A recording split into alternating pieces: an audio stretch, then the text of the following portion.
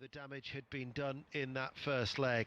Well, this is a one-off tie, and you've got two European heavyweights who are going to slug it out as in the Estadio de Luge studio-based commentary on BBC Radio 5 Live. We are underway. Barcelona in their familiar colours against Bayern Munich in the all-white, and as we look, it is Bayern Munich who are playing from right to left. But Boateng drilling the ball high and downfield, and one bounce, and it is through to Stegen. Be fascinating to see how the game starts, whether they try and work each other out or whether they both go at it from the start with it being a one-off game, because of course a two-legged affair, when you're the away team, sometimes you don't want to lose it. You can't win it in the first leg, but you can lose a tie in the first leg. No, you're absolutely right. I think that this format, this one-leg shootout, favours Barcelona. I think Bayern Munich over two legs would certainly be the stronger team. It's an interesting call, isn't it, from Quique Setien, and he's put Arturo Vidal into the midfield and left Griezmann out, and I think he wants to be more robust and competitive in there against this formidable Bayern Munich outfit. Boateng has switched the ball. Davis, who got forward at every opportunity against Chelsea once again with the layoff, it was shinned away by Piqué. Bayern Munich on the edge of the penalty area with Lewandowski, and then Jordi Alba nips in. Challenge from Goretzka, helped on by Suarez, out towards Vidal, keeps the ball in play, plays it back. De Jong midway through his own half as Barcelona in the blue shirts, or the Garnet, I think is the official colour description of those blue and Garnet checkered shirts. Then they lose the ball, and Perisic picks it up on the left-hand side. Piqué backpedals, he was looking for Muller, and then Vidal will play the ball out, and all of a sudden there's a potential break on, and it is with Messi. Sergio Roberto is up with him. It's his diagonal ball in towards the penalty area, and that was a vital touch by Boateng. Just sliding back into his penalty area, he did enough just to touch the ball towards his own goalkeeper Manuel Neuer. Well, had he not touched that, Jerome Boateng, I think Barcelona would most certainly be one goal up. Suarez was lurking. It's a really good ball from Semedo. Semedo forward on this near side now, the right. Barcelona looking to try and build. It was a teasing, whipped ball in. De Jong caught in possession.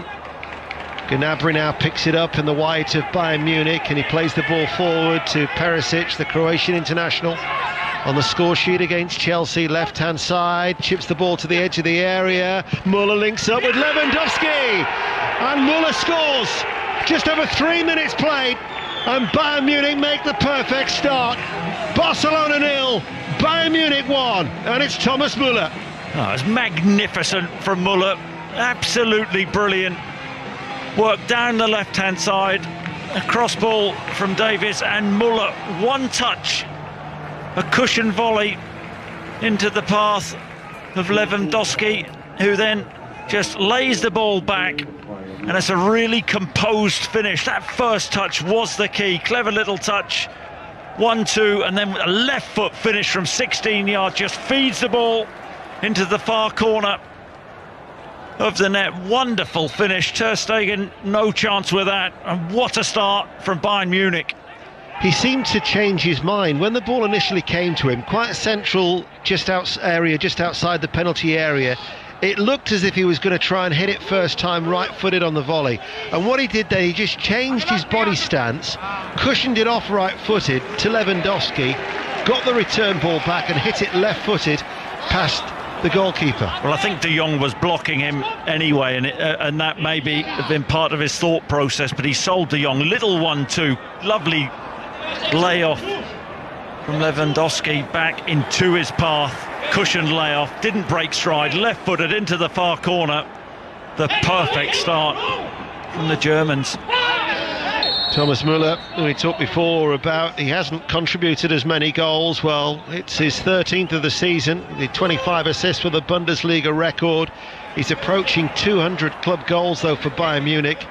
That's 198 in 533 appearances on a night when he's making his 113th appearance in the Champions League, which actually breaks the German record set by Philipp Lahm.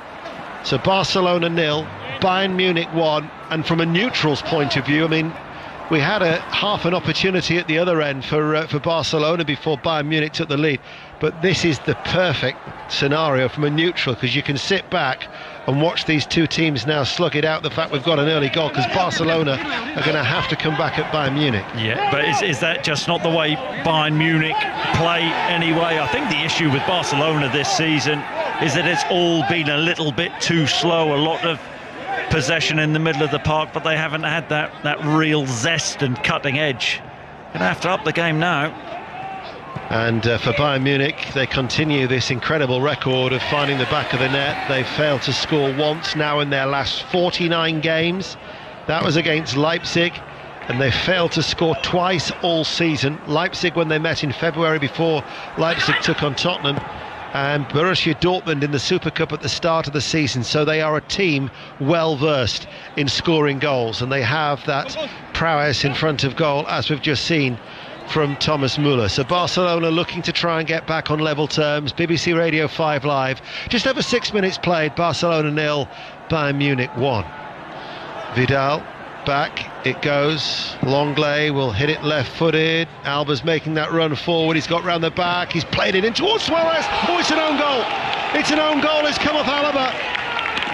And it is Barcelona who have equalised through Alaba, who smiles more to try and save his embarrassment, but it was Jordi Alba's forward run down the left-hand side that asked questions, and it was Alaba who was the misfortunate player who put it over his own goalkeeper. 1-1. Yeah, and Jordi Alba, who hasn't had the greatest season in a Barcelona jersey. It's actually a poor pass because Suarez was free in the middle of the goal. He doesn't get enough on the pass, but Alaba running back towards his own goal, it's horrible. It's off his right shin and it loops over Manuel Neuer into the far... Actually, Neuer gets a touch. I actually think he should do better with that. But it ends up in the back of the net, and what a response from Barcelona. We've seen many times how Jordi Alba bombs forward from his left-back role. It was a great run, full of energy, got round the back and asked questions, because, as you say, Suarez was behind Alaba, the Austrian, and he was forced into action and just sliced over Neuer. And, well... that was the high line you took. You know, we've been talking about Bayern Munich at the back. They play that high line. You think, well, Barcelona don't have great pace in the team. Perfectly timed run down the left. The ball wasn't the best, but somehow they're on level terms. Horrible defending from Alaba. Turn from Gnabry on the left-hand side. Semedo is back at him, wins the challenge and gets the ball. The other thing about Bayern, both Bayern fullbacks, Alphonso Davies on the left-hand side, Kimmich, who's playing at the right back, get forward. And if you've got the pace, as Jordi Alba has, to get forward, you're going to have that room to run into, and he exploited it to the absolute max. So 1-1, been a great start, hasn't it? Semedo's now forward for Barcelona, and Semedo's carrying the ball. Alaba's back with the back there. Suarez is in, and it was a very good save from Neuer. Suarez's look of disappointment on his face, and again that wide area had been devastating Barcelona. Clever little ball, slide rule pass from Semedo into Suarez. He's 7 yards out. Neuer stands big, hits him in the midriff, but Suarez had time to slot that anywhere. Big chance. In comes another opportunity to hit the post. Cross came in from the right, happened very, very quickly. It was swung over from the right-hand side. About 3 or 4 Barcelona players went to go for it. Nobody got the telling touch, and it actually struck the left-hand post from Messi's cross from the right-hand side. Barcelona almost had a second. You can't take your eyes off the game for a minute. This could end up 6-6, this. I mean, it's absolutely ridiculous. Alba on that far side, and it was Gnabry. Was a wicked ball in. It was curling, it was arcing. It was a long late. I think he should score. Don't know whether there was a question of offside. It was Messi, right-hand side, chopping back on his left foot. Level with the touchline, whips the ball in, across, and long late. It doesn't get a big enough touch on it, if a touch at all, and it cannons off the Bayern Munich post to safety. Munich really fortunate. Barcelona 1, Bayern Munich 1. That is the voice of Chris Sutton on BBC Radio 5 Live. Tomorrow night, Manchester City, Lyon. Commentary from 8 o'clock as Suarez charging forward. Tied it up at the back by Alaba. He was in though, Deno, wasn't he? He just didn't have the legs. Alaba got back, gained 2 yards on Luis Suarez, but a real chance again for Barcelona. They've had some big opportunities in this opening 10-11 minutes. Well, I would say, that was a free kick. Messi on Alphonso Davies. Damir Scamina, the Slovenian referee, I think he's going to be lenient to not booked, not show the yellow card, but it was clearly a deliberate foul to stop the run of Alphonso Davies. I think Thomas Muller's having a word with the referee. That's ridiculous. Any other player on the pitch. I was just about to say that, yeah. And I think probably Muller's making that point. But you do wonder if the reputation of Lionel Messi has meant that he got away with that one, because that was a cynical foul. It was deliberately to stop the surging run and the pace of Alphonso Davies. But going back to Barcelona, they've probably been in 3 or 4 times in these opening 11 minutes. 1-1. Yeah, will they rue those opportunities? Because we know how devastating Bayern Munich can be going forward. And here they go again. Muller spreads the ball out to Davies. It's a first-time cross from the left-hand side. There was hesitation from ter Stegen. It was Goretzka running in, and Longley it was, who, running back facing his own goal, had to head it behind for a corner kick. 1-1. Yeah, he's had a good season. Longley at the back for Barcelona. Terrific ball in, fizzed in from the left-hand side across the 6-yard line. Ter Stegen thinks about coming. Longley running back towards his own goal. Heads it over the bar, but a corner for Bayern Munich. Corner kick to be taken on this near side. The little flick didn't quite come off by Gnabry at the near post. Sergio Roberto had gone with him. Last touch came off Gnabry, and behind it runs for a goal kick and a chance to maybe just catch your breath. 1-1. I don't think we'll get long. Taken short, the goal kick. Oh, that was poor distribution. Barcelona give the ball away, and Lewandowski, well, it was an opportunity. He felt that on his right thigh. It was quite a difficult height for him to get over. Yep. But 8 yards out, he's running in, and in the end, Lewandowski's put it over the top. Yeah, there I was talking to Stegen up before the game. Really poor clearance from him. And the ball from Thiago into Gnabry, left-hand side of the box. He plays one touch to Lewandowski, who from probably 10 yards, it was a little bit too high for him, can't quite direct the volley on target.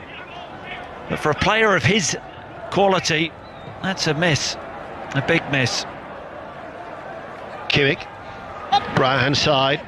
Bayern Munich playing from right to left, headed on by Muller, headed away by Piqué, cushion header from Vidal, Goretzka's shot charged down by Alba, Frenkie de Jong plays it forward, off the ball. I think Suarez has gone down in the challenge with Boateng, flying header out then from Piqué on the edge of his own penalty area, headed on by Lewandowski. Piqué with a header back, under pressure from Gnabry, did well to hold his strength, keep his balance as a result, and head it back then to the goalkeeper, ter Stegen.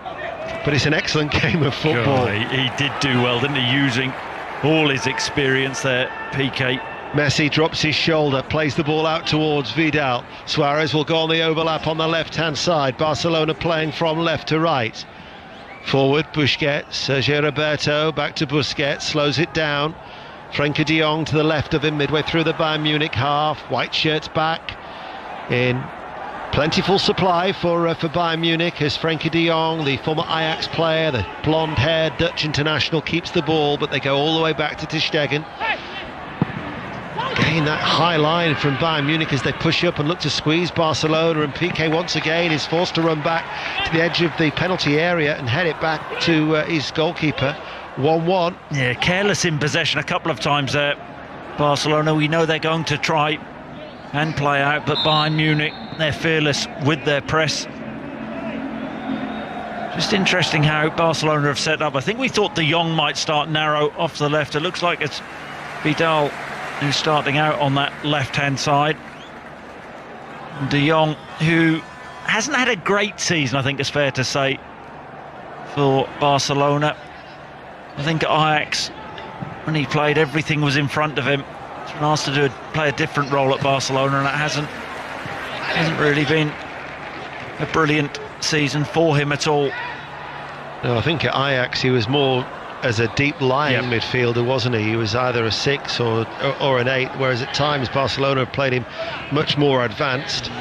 Alaba with the clearance away, headed back by Busquets. Sergio Roberto back to Piqué over the halfway line.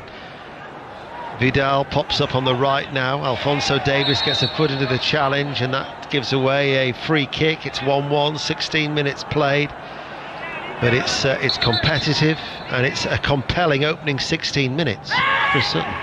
Absolutely is. Barcelona players, I think they're unhappy. There's a quick free kick taken, and they feel they sprung the offside trap. Lionel Messi, shake of the head. But it is a compelling watch. Anything could happen here. As it is, it's 1-1. Yeah, you said both teams will go for it, and that's exactly what they're doing. Ter Stegen forward. De Jong comes under pressure, crowded out by 3 white shirts. Goretzka then nips it away from Alba. Thiago midway through the Barcelona half, touch off Perisic. Alba it was who was forced to turn and carve the ball behind, and it rolls out for a corner kick to Bayern Munich, who all in white, who took the lead, remember, but have since been pegged back from that David Alaba own goal from Alba's cross from the left-hand side. And now Bayern Munich have a corner kick on the right-hand side. It'll be an outswinger from Kimmich, and the header from Goretzka's over the top, and it drops out of play for a goal kick. 1-1. Yeah, not an easy chance that for Goretzka, big midfielder for Bayern Munich, an outswinger from Kimmich. He looped his header back over the bar. Really bulked up, he has, Goretzka, since lockdown, and doing a lot of work in the gym. Gnabry goes behind for another corner kick, took a deflection off Sergio Busquets, back in the side after suspension, missing that last 16 game against Napoli.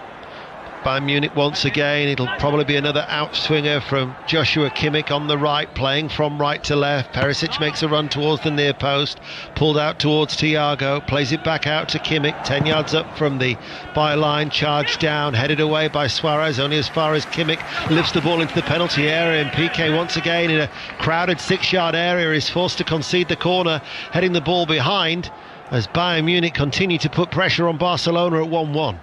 Yeah, Piqué taking responsibility, not frightened to get the ball in early. Bayern Munich. Another outswinging corner from the right. Ter Stegen comes to meet it, two-handed punch away. De Jong, his first touch was away from Thiago, and he might then have just been caught by Joshua Kimmich, and De Jong felt that one, writhing in agony. Although I think Joshua Kimmich feels that he's making the most of it, but Damir Skimina, the Slovenian referee, is not having any of that. I think De Jong has made a meal of that. It's a bouncing ball. Both players are just trying to nick in front of the other one. And De Jong kicks the bottom of Kimmich's boot, and Barcelona win the free kick. 19 minutes of absolutely whistle by at 1-1. It's been that enjoyable of a quarter-final.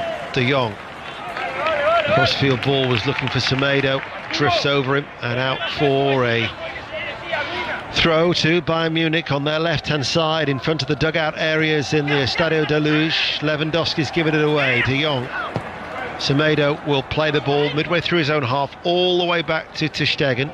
Muller will try and put pressure on him as he switches the play out to Alaba, the left back, along the ground. Vidal controls the ball and then finds Sergio Roberto. Messi, Semedo on the overlap if required as Messi carries the ball forward, and Messi's still going, and Messi into the penalty area, but the shot was too close to the goalkeeper Neuer. 1-1. I tell you what, you expect the back of the net to bulge there for Barcelona. Messi driving at the Bayern Munich backline, drifts inside Alphonso Davies, goes past another Bayern Munich defender, and then from 15-16 yards tries to pass the ball left-footed into the far corner, too close to Neuer. 20 minutes played. The first Bayern own goal in the Champions League since October 2011 from David Alaba. Who's the previous own goal then?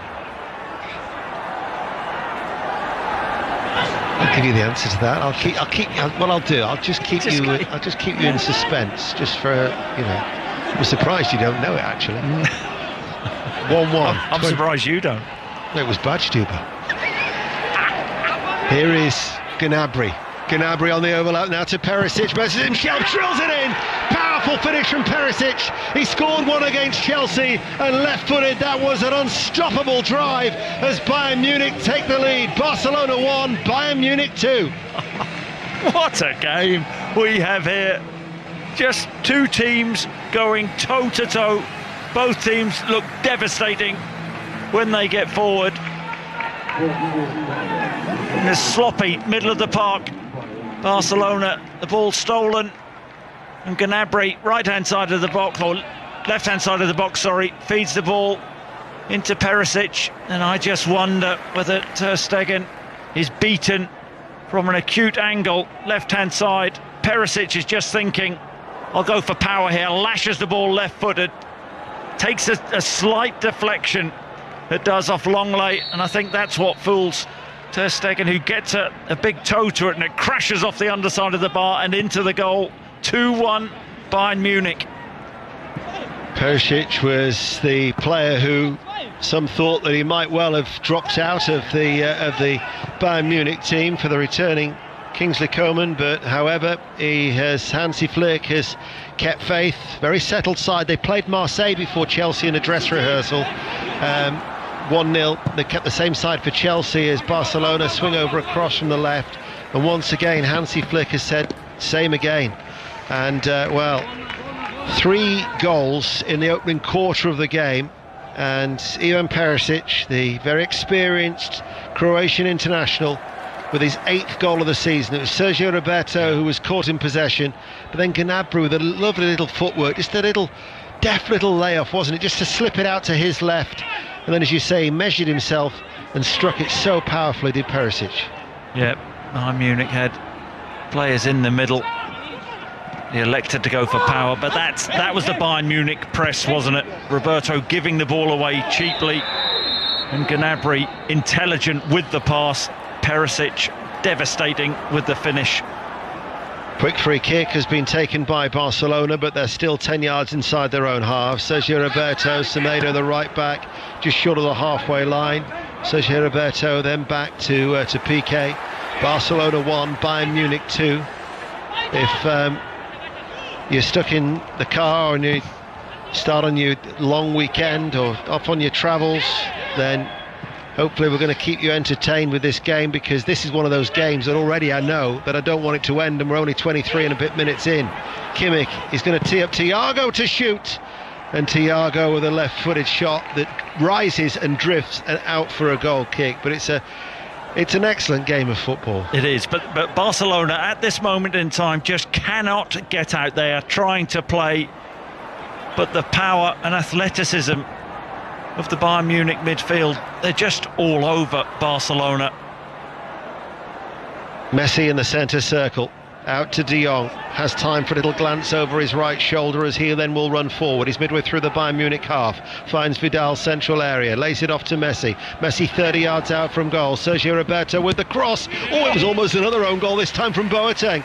As he was running back just outside his 6-yard area, he's turned it behind for a corner kick. They hold such a high line. Messi feeds the ball out wide. There's a decent ball in, fired across the 6-yard line. Boateng running back towards his own goal. Big gangly centre half gets his feet sorted out just in the nick of time and prods the ball about a yard past the left-hand post. Messi, he's already hit the post, remember, himself. He's going to take the corner kick on the Barcelona right. Didn't beat the first man. A stumbling Kimmich will get the ball away, only as far as Messi once more. It's a left-footed cross. I was wondering where the defence was there for a minute, but as it was aimed towards Lenglet, Bayern Munich did recover to concede another corner. Barcelona 1, Bayern Munich 2. I think Hansi Flick was wondering where the Bayern defence was, but Boateng in the nick of time gets back, heads it over his own bar. Corner taken short on this occasion. Sergio Roberto then gives it back towards Lionel Messi. It's a left-footed cross and the downward header drops wide. And it's another opportunity for Barcelona. This time it was Gerard Piqué. It was offside, offside. Yeah. But it's such a dangerous game to play. It's a brave line, it's a good line. But he must be half a yard offside there, Gerard Piqué. So many times over the years we've seen him leap and power the ball in. Thiago finds Alphonso Davies over the halfway line. Actually gets it back inadvertently off the legs of Semedo. Lays it behind him. Thiago along the ground, skims across the service to Perisic, running now at full flight. Left-hand side of the penalty area. It's only parried, kept out by ter Stegen and then hooked away by Vidal. And Bayern Munich were close to a third. Well, that's a huge, huge save from ter Stegen. Here they come again. Alaba, left-hand side, gets it back from Perisic. Bayern Munich, every time they're coming forward, are causing problems. But they've got to defend that better. Perisic, I think it was Roberto who got dragged out into the wide area. 1v1, Perisic. Wasn't a trick, he just pushed the ball past him, got to the byline, fired it across. Ball over the top, Gnabry in the penalty area, lethal, Serge Gnabry. His previous 6 goals in the Champions League were all in London, and now he's added to his tally in Lisbon, as Bayern Munich now have a crucial 2-goal cushion as they extend their lead, and there is no stopping them in front of goal. They are ruthless. Barcelona 1, Bayern Munich 3. Too slick, too powerful, too clever at this moment in time. Barcelona just cannot defend. Lovely touch it was. I think Goretzka, middle of the park. In fact, yes, Goretzka. It is a Goretzka. Clever on the half turn. Sees Gnabry's run in behind Longley and flicks the ball right-footed over the defence Longley, or the defender Longley. Gnabry runs onto it and crashes the ball right-footed into the far corner, past ter Stegen. No chance for the goalkeeper. But they are so good, so slick, so efficient, Bayern Munich. Barcelona, their back line and midfield, they just can't live with them. The thing is, from the very start, they have played with such an attitude. They hold no fear. They are so aggressive. Here is Lewandowski, just wide. They're pulverising Barcelona's defence. Well, you talk about footballing philosophies. Barcelona, over the years, they have been the best at playing out from the back. But tonight, Bayern Munich are just all over them. And Lewandowski, he should really bury that. They should be 4 up. They should be out of sight. Ter Stegen, to his credit, makes a big save with his right foot. 29 minutes played, corner on the left. It's an in-swinger from Kimmich. It's headed away. Bayern Munich lead 3-1. Boateng will lift it long. Mistake there from Sergio Busquets. Although the flag, I think, was up offside, and that'll be a free kick to Barcelona. But there is an intensity about Bayern Munich's play that Barcelona are struggling to live with. Well, we thought it may be like this as we see the flag go up. You think Barcelona should be thinking about getting the white flag up, because they are being pummeled. And yet they've had opportunities at the other end as well. Semedo is forward this high line. There is every opportunity time to get in behind for Barcelona. Lionel Messi, though, caught then by Goretzka. He'll win it back. Goretzka, though, recovered along the ground and actually did well to, despite being flat out on his back, just flick it away from Lionel Messi. Then the ball over the top towards Lewandowski, who makes that peeling run out towards the left-hand side. He's taken Piqué with him. Lewandowski holds it up, lays it behind him. Perisic. And then actually Perisic just slows it right down, opens up the palm of his right hand, and all of a sudden they've gone from 90 miles an hour right the way back down. They've gone back into first gear and are just trundling, almost trying to lull Barcelona into a false sense of security, because make no mistake, they'll be back on the attack very, very soon, as then it goes in towards Lewandowski, challenged by Piqué. Semedo's going to come under pressure. And look at that, Lewandowski's done ever so well to keep the ball in play. Perisic swings over the cross from the left. Gnabry got too much underneath it. Kimmich, though, the right back, playing as a right winger, presents over the cross, and there is Muller. Bayern Munich are absolutely running riot. Barcelona 1, Bayern Munich 4. Muller's on the score sheet yet again, and Bayern Munich are battering Barcelona. Yeah, Barcelona are being mullered. They really are. Once again, just too good. Barcelona can't defend. They have been pathetic at the back and in the middle of the park. Muller gets across his man at the near post. It's a good run.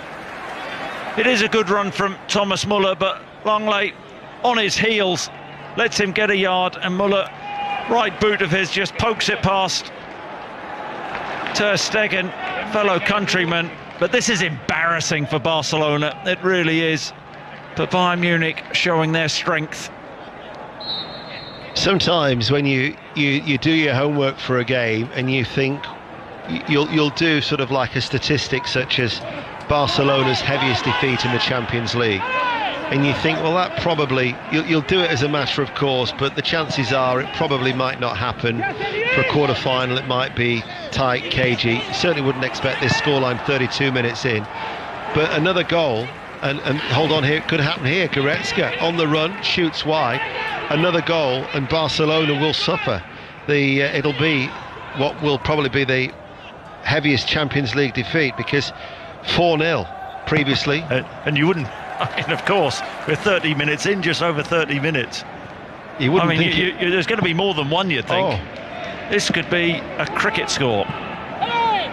The thing is, I still wouldn't rule out, I mean, but the trouble is Barcelona are struggling to get out of their own half at times, because the way that Bayern are pressing, this high intensity that they're playing, so aggressive with the way that they're squeezing and putting pressure on Barcelona. But Barcelona have had chances as well. But it is a joy to watch. But what's a joy to watch is Bayern Munich's intensity, even there. Messi on the ball, Muller wins the ball off him. It shouldn't have been a free kick. Messi very fortunate, but they're good, or they have been much better out of possession, Bayern Munich. Ball from Alaba, took a deflection. It's a corner kick. They've had a little bit of joy at some of the lax defending at the back from set pieces of Barcelona. As Bayern Munich leading 4-1, 33 minutes played. Barcelona then got a lot of work to do. They have a corner kick. It's the left-hand side. That was attacked by Boateng. Hit first time from Alba, Sergio Roberto, because again the white shirts pushing out so quick, he couldn't afford to turn. In the end, it's played short then from the goalkeeper forward, from Ter Stegen to Semedo. Sergio Roberto, and then Lenglet once again. It was leading the charge is Muller. Ter Stegen plays it forward. Busquets makes himself available, and then Lenglet forward. De Jong on the half turn out to Goretzka. He's been immense, hasn't he, winning the ball back for Bayern Munich. He's a powerhouse. Ball chipped in. Piqué will come across in his penalty area, but once again they're looking to push Barcelona back. Can they beat the press? Sergio Roberto closed down this time by Davis, the left back. Perisic then put his arms on Semedo, who stopped running, and that'll be a free kick. But well, Goretzka's had a few problems with injury, but we said the other night that he's had ankle and hamstring issues this season. But when he is fit, he's first choice, and there he is working so hard in the centre of midfield for Bayern Munich, who are leading Barcelona 4-1 in what has been a breathtaking display. Yeah, he's been so important, Goretzka. We see a foul, but advantage. Semedo carries it forward, the return ball from Suarez. Semedo is still going, and it was Alaba who saw it back to Neuer. The referee had played the advantage to allow that opportunity after a challenge had come in from Alphonso Davies, letting the game flow. Referee Demir Scamina. Boy, has it flown. It's flowed and flown. We're under 9 minutes to go to half time, and Bayern Munich lead 4-1. Incredible. And at times they look bewildered, Barcelona. Well, they are. There's one team who look confident and slick and strong and powerful and energetic, and that's the German team. They could have another opportunity. It's Perisic who hit it first time, right-footed curling effort. It's just inside the penalty area, left corner of the box, but it was high and wide. But again, that all came from Muller putting pressure on ter Stegen. And then Muller left it. I think he probably was wondering whether he was coming back from an offside position, I don't know, but... Yeah. Perisic trying to whip that into the far top corner. Kike Setien, a keen chess player, I was reading, been a bit of a fool's mate so far for his team. They've been woeful. No real plan, no strategy. This could well be his last game. Well, it has been a disappointing season for Barcelona, as Messi was caught late by Thiago. You have to go back to 2008, the last season that Barcelona finished empty-handed. And for Kike Setien, who was only appointed in January, hasn't been able to produce the same level of magic as Hansi Flick has, that you think that Hansi Flick took over in November, and he's done such sterling work that he was given a permanent role in April till 2023. And Hansi Flick, Bundesliga champions for a 30th time, 20th cup secure, 13th league and cup double as a nature of that, and now looking to progress to the Champions League semi-finals as they're on the attack. Alphonso Davies, Lewandowski on the edge of the area. Back it goes, Kimmich, right hand side, Gnabry waits, the return ball to Kimmich into the penalty area. Kimmich looks up, tries to work over the cross, blocked by the body of Lenglet. Behind it, runs for a corner kick. I think it hit him on the arm, didn't it? Kimmich, such a versatile player. Bayern Munich bringing Pavard in, he's injured tonight, but German pin-up boy Joshua Kimmich. Biggest surprise of all in this game is that Bayern Munich has scored 4 goals and Lewandowski's not on the score sheet. In comes the corner kick, right hand side. Lewandowski almost changed that. His header there was straight at ter Stegen.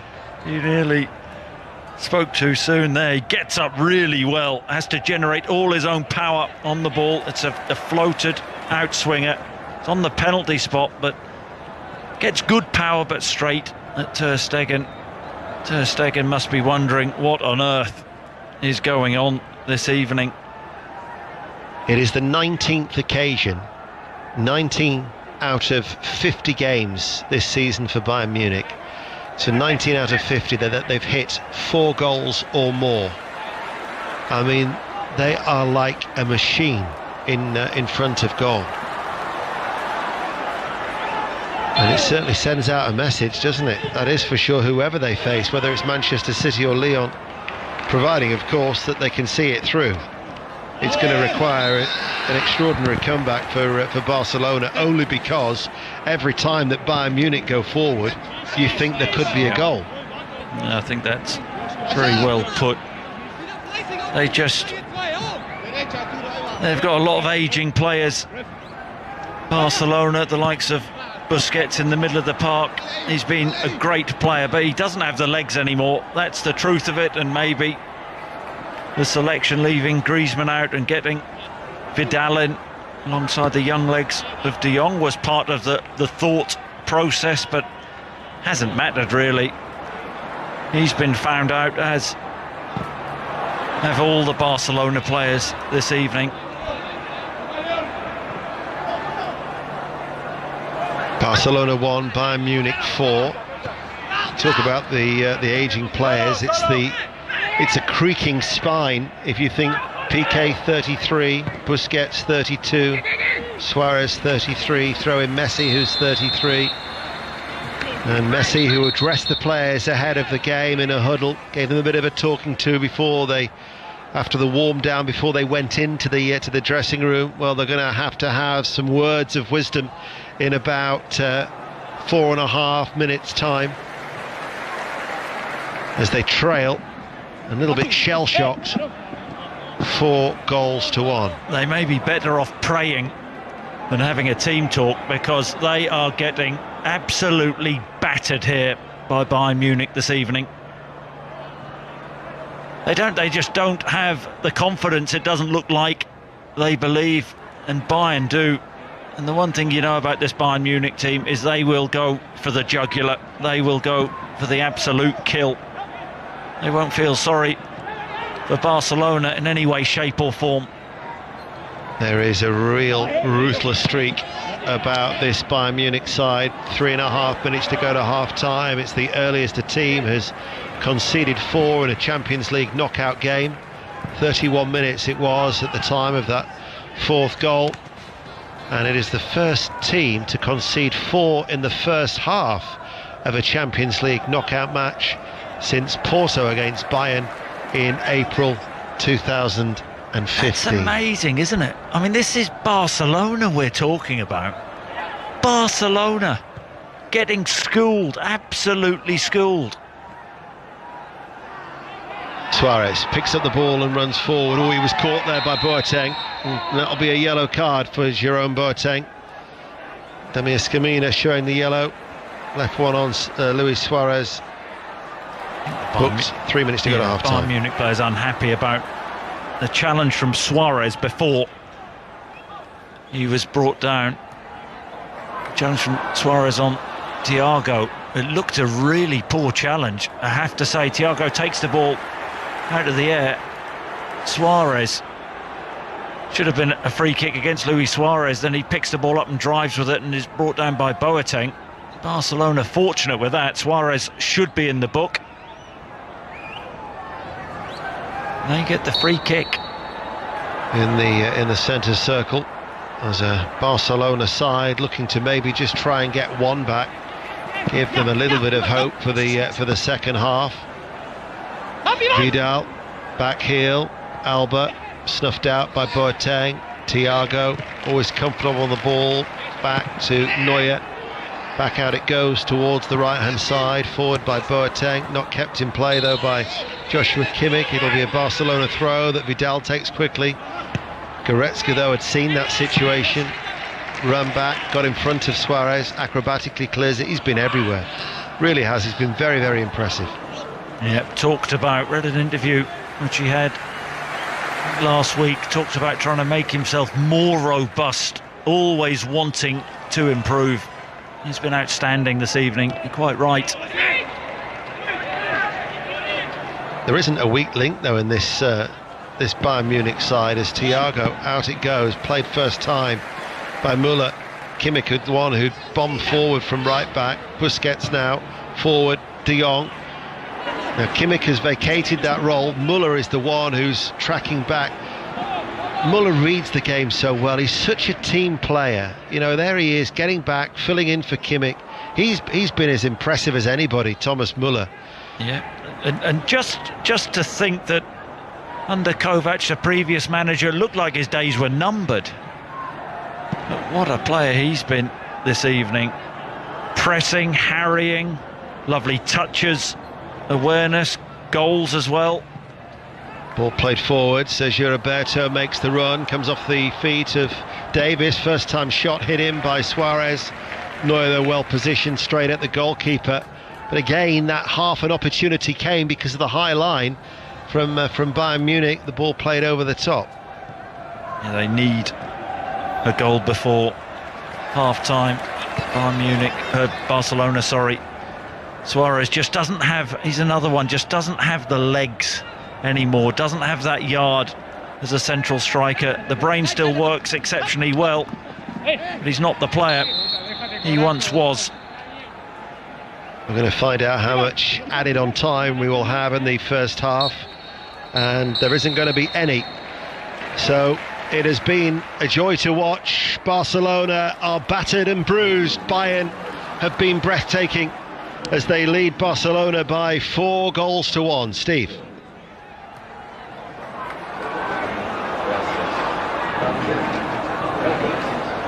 Unable to get to Steve at the moment. He's probably speechless. I think we all are in many respects. Bayern Munich have been absolutely magnificent in this first half. I can't ever remember a Barcelona team being humiliated like this, and that is what has happened in this first half. They have been second best all over the park. We talked before the game about, you know, maybe them stepping up on this occasion, the likes of Messi and Suarez coming to the fore, but they have been outworked, outplayed, outthought, outfought by this formidable Bayern Munich team. They've been absolutely sensational, Bayern Munich. Well, Muller got the first goal for Bayern after 3 minutes, and then Alaba surged forward 4 minutes later down the left for Barcelona. Alaba with a right foot slicing it, looped over Neuer to give Barcelona the equaliser for that own goal. Neuer made a good save from Suarez. Barcelona have also hit the post, but since then Bayern Munich have carved out the opportunities. Sergio Roberto lost possession. Gnabry with a layoff to Perisic. He put them 2-1 back in front for Bayern Munich. Ter Stegen parried from a cross from the left-hand side and made a very good reflex save before Gnabry then fired in before the half hour, and Muller bagged his second from Kimmich's cross from the right-hand side. So could have been more goals. As it is, just the 5 will do. Barcelona 1, Bayern Munich 4. Steve. Sorry guys, I am here now. I am a little bit speechless, Chris. Like I do have a lot of respect for you two finding new and different ways to say how great Bayern Munich are, because they've just been merciless. Yeah, and you know, this was what a lot of people thought would happen before the game, but in reality, I think we're all thinking this can't happen to Barcelona. It has happened in previous seasons against Liverpool and Roma and Juventus, but there's something about tonight. You just wondered whether this aging Barcelona team, whether they were going to step up and this would be their sort of last dance this season, but it looks like their last game of the season, because Bayern Munich, they have been more athletic, more powerful. They have ran all over Barcelona. Barcelona have tried to play out from the back, and Bayern Munich have just won the ball high up, and they have been merciless. And you know, the irony is, before the game, Ian talked about it in commentary, we were bigging up Lewandowski, the Bayern Munich striker. He has been unbelievable this season. He's not even on the score sheet. Absolutely frightening for Barcelona. I think we all need a little break. More from Chris Sutton and Ian Dennis to come. We'll have second half commentary. They just look punch drunk at the moment, Quique Setien's side. You have to feel that he probably isn't going to be around much longer. It would need an epic comeback in the second half from Barcelona. Fantastic game to listen to on 5 Live. We'll have more Diamond League, more snooker to come. We'll get the news first on 5 Live. On digital, BBC Sounds, smart speaker and online. This is BBC Radio 5 Live. The 5 Live news headlines. Tens of thousands of British holiday makers have less than 7 hours to return to the UK if they want to avoid quarantine measures imposed by the government on travellers from France and 5 other countries. All Eurotunnel shuttle services were sold out early this afternoon, though some ferries have increased capacity. The cost of flights also soared. Data from the Office for National Statistics statistics suggest that coronavirus cases across England are levelling off, despite some local flare-ups. The ONS said a small increase in people testing positive in July has now stabilised. The general easing of lockdown measures in England will see bowling alleys, casinos and soft play areas among the businesses able to reopen in many areas tomorrow. Local restrictions will remain in parts of northern England and Leicester. And the government has come under sustained criticism from students, teaching unions and Labour over its handling of A-level results. The system led to almost 40% of pupils having their teacher assessments downgraded. Ministers have urged universities to be flexible if applicants want to appeal their grades. 5 Live Sports Extra. After tests against West Indies and one-dayers against Ireland, England are ready to take on Pakistan in 3 test matches. England need 4. Shaheen Afridi runs in, bowls to Wokes, who's on 80. And catch it, they shout, it's gone for 4. It is an edge. And England have won by 3 wickets. And you can hear every ball, every wicket and every boundary with the test match special team. England versus Pakistan. The second test from the Ageas Bowl continues tomorrow from 10:15 on 5 Live Sports Extra. Good evening, welcome back to 5 Live Sport. I'm Steve Crossman. Barcelona 1, Bayern Munich 4. What a first half in the Champions League quarter-final at the Estadio de Luz. Winners play Manchester City or Lyon tomorrow night. We've got second half commentary to come. There's also Diamond League athletics action tonight. Our correspondent Mike Costello is watching. Yeah, Steve, as I was saying earlier, this was the week that the world's best athletes should have been returning from the Tokyo Olympics, and we've got a clear impression tonight of just what we missed, with the men's 5,000 metres finishing in a world record time for Joshua Cheptegei of Uganda, the world champion over 10,000 metres, clocking a time of 12 minutes 35.36 seconds, and therefore taking 2 seconds off the 16-year-old world record held by the great Ethiopian Kenenisa Bekele.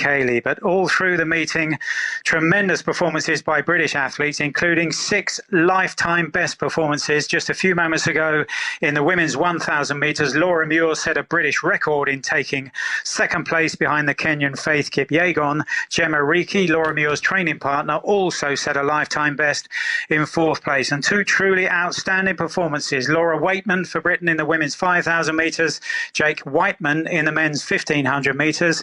Waitman took 3rd place in that 5,000 metres, which was won by the world champion Helen Obiri of Kenya.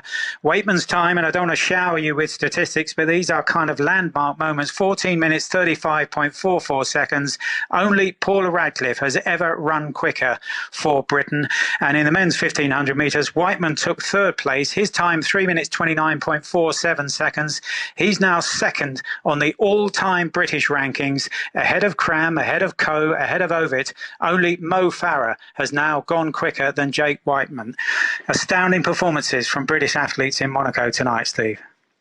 Thank you very much, Mike. Kyron Wilson's through to the final of the World Snooker Championship in Sheffield. He beat Anthony McGill in a dramatic final frame decider. He won 17-16. So he'll now play Mark Selby or Ronnie O'Sullivan in the final. You can watch it right now on BBC Two. Selby 15, O'Sullivan 14. Very, very close indeed. Also in the Gallagher Premiership, it's Harlequins 9, Sale Sharks 0. Commentary on 5 Live Sports Extra right now. Tomorrow on 5 Live Sport, we're going to bring you commentary of Exeter against Leicester and Bristol versus Saracens. In the cricket, well, the weather got in the way of England on day 2 of the second test against Pakistan in Southampton. Pakistan finished on 223 for 9 in their first innings. Mohammad Rizwan was unbeaten on 60. Here's England bowler Stuart Broad. After losing the toss, I think any time you get a team 220 for 9, you're pretty happy. But I also feel like if we'd have taken a couple more chances and been a bit more ruthless with the ball, we could have bowled Pakistan out a bit cheaper. But we've controlled the rate really nicely. We need to make sure we get this wicket early tomorrow so we don't undo a lot of the hard work we've done. Does it feel like with this pitch that there's a result out there? You know, I know the weather's around, it's causing problems, but there's enough happening? Absolutely, it feels like a result pitch. We're just struggling with the weather and the light at the moment. That's 2 days gone with only 1 innings gone, so obviously we are up against it time-wise. But, you know, it's in our hands. I think here at the Ageas Bowl, the stats say that first innings runs are normally outdone by the second innings, so it'll be in our hands to try and go past Pakistan and put their next innings under pressure.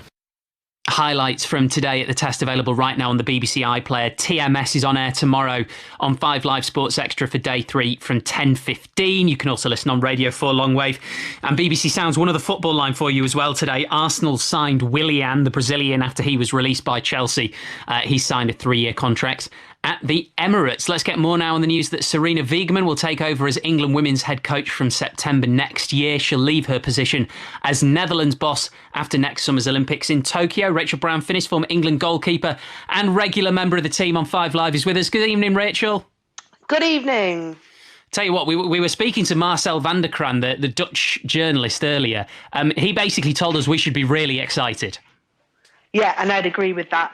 I mean, if you look at what he's done to Dutch football, what she's done to Dutch women's football in the 3 years that she's been in tenure, it is incredible. Winning the Euros 2017, then getting to the final, breaking records basically every single game that she played. Attendance record has been smashed for the Dutch team. So it is exciting. She's a relatively young manager. She's younger than what a few people touted as was going to be the next England manager, Jill Ellis, and has so much playing experience as well as club experience.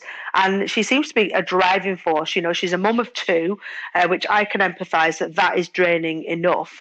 But to be the real catalyst, the first full-time coach for women's Dutch football as a senior, as a national team level. She is not afraid to ask for what she feels she needs, not her personally, but her players and for the whole development of the country. And I am extremely excited to have her as the Lionesses manager. I mean, England already operate on a very, very high level. But when you look at her, do you think she could take us to the next level? Yeah, I mean, I remember watching England against Holland, and the way that they attacked with Miedema as the 9, with attacking, 3 up front, basically, the left-sided and the right-sided attacking players. It was just wave after wave after wave of attacking football. They were exciting to watch. You know, it wasn't just that they were winning as to why the fans kept coming back in their tens of thousands, and they had, the orange march, of the Dutch fans who really got behind them. They were such a dynamic team to watch, and that's what, yes, we've had in England. We've had kind of that initial wave and initial increase in performance from when Phil Neville came into post, and certainly the infrastructure of women's football in this country is far exceeds what is in place in Holland. But she has got, when you speak to the Dutch players, it's all about team spirit. It's all about getting all of the players to want to play for each other, to want to do anything for each other. And I think that's possibly the missing ingredient at the moment with the Lionesses. I guess for the casual fan, Jill Ellis was probably a bigger name because of the fact that she's won 2 World Cups. But if you personally could have chosen between them, would you have chosen Wiegman? No, I probably would have gone with Jill Ellis, given she's won everything. How dominant the US have been for so many years, and she's been a huge part of that. And her tag teaming up with Dawn Scott, who's a sports scientist for England, who had previously been out with Jill Ellis as sports scientist, was headhunted by Jill Ellis to go out to the US Women's National Team. So she is back with the Lionesses, Dawn Scott, and that would have been wonderful to see them team up with the Lionesses. But for whatever reason, I'm surmising we couldn't get Jill Ellis. I think Wiegman is very much, is the perfect candidate for this role at the moment. Doesn't it just show what a big pull that England job is as well? It's unbelievable. I mean, I knew when Phil Neville went for the job, I kind of heard the figure of well over 100 applicants for the job. I think there was 142 applicants for this job this current time around, and obviously that's got to be people who meet all the criteria of having international level experience, of obviously being a UEFA Pro license, and that they are the top candidates. And we're not just talking females, obviously that's males as well. It has a massive draw. I think Phil Neville has helped put that job on the map as having one of real credibility, of real stature within football, not just women's football, but within football. And, we have got one of the world's best managers now in place. Which is good, because the remit will be win a tournament for England, won't it? Yeah, and unfortunately we won't get the chance. With England, you said, Team GB is the next kind of outing, which will include some England players next summer at Tokyo Olympics, but she's fulfilling her obligation with the Dutch national team, their first time at the Olympics, to go out there and, maybe do something sensational as well with them. So you're right, though, coming out and having Sarah Wiegman straight away after that, heading into the European Championships, which for us hosting it in England is something that we've really we've highlighted as one that we wanted to win. Simple as that. And you're talking about the Germans, who are always, highly ranked. Obviously, the Dutch, who are now higher ranked than us and have won tournaments. It's never been hotter as far as European football. So it's going to be a difficult task. She's going to have a quick turnaround of just over a year between the Olympics and that European Championships. And I'm really, really excited to see what changes she makes, because we've seen between managers what they've focused on, whether it's on the field stuff, whether it's tactical stuff, whether it's a wholesale change and bringing in new players, whether it's real team building and environment stuff they've focused on. I'm really excited to what she brings to this current crop of players. Great stuff, Rachel. Lovely to talk to you. Take care. Thank you. Rachel Brown finished there. Right, teams back on the pitch in Lisbon. 2 years ago, Barcelona embarrassed by Roma. Last year, they were battered at Anfield.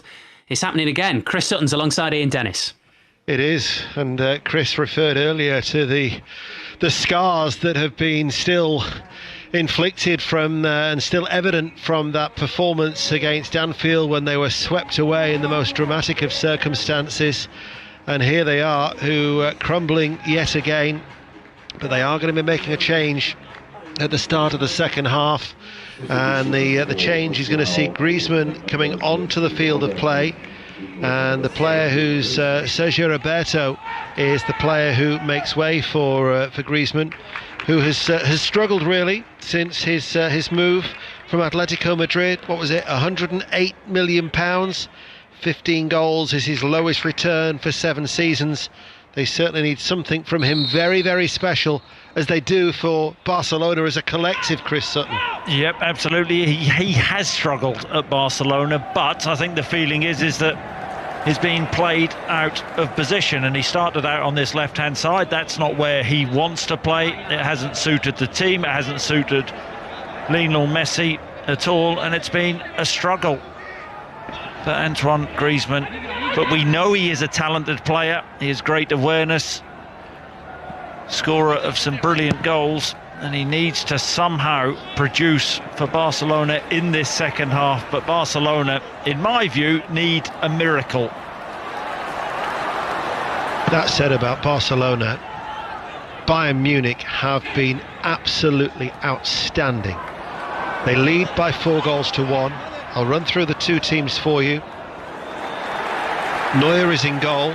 They've named an unchanged side from the team that dismantled Chelsea. Kimmich, Boateng, Alaba and Davis the defence. The midfield of Thiago and Goretzka.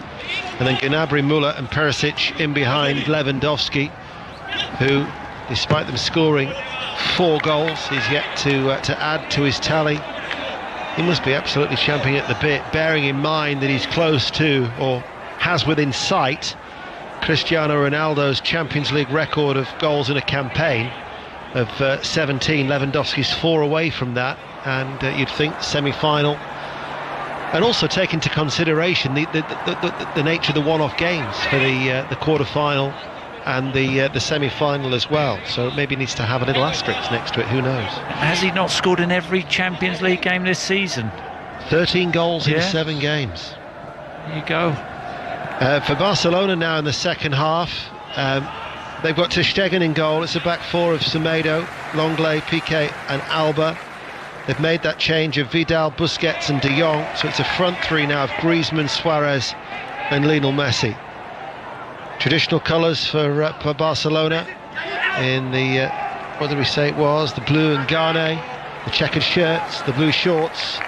Bayern Munich are all in white, playing from left to right as we look in the Estadio de Luz for this studio-based commentary where Bayern Munich are looking for a place in the semi-final against either Manchester City or Lyon. Perisic with a little cross from the right, picked up by ter Stegen. We'll have commentary of that tomorrow night.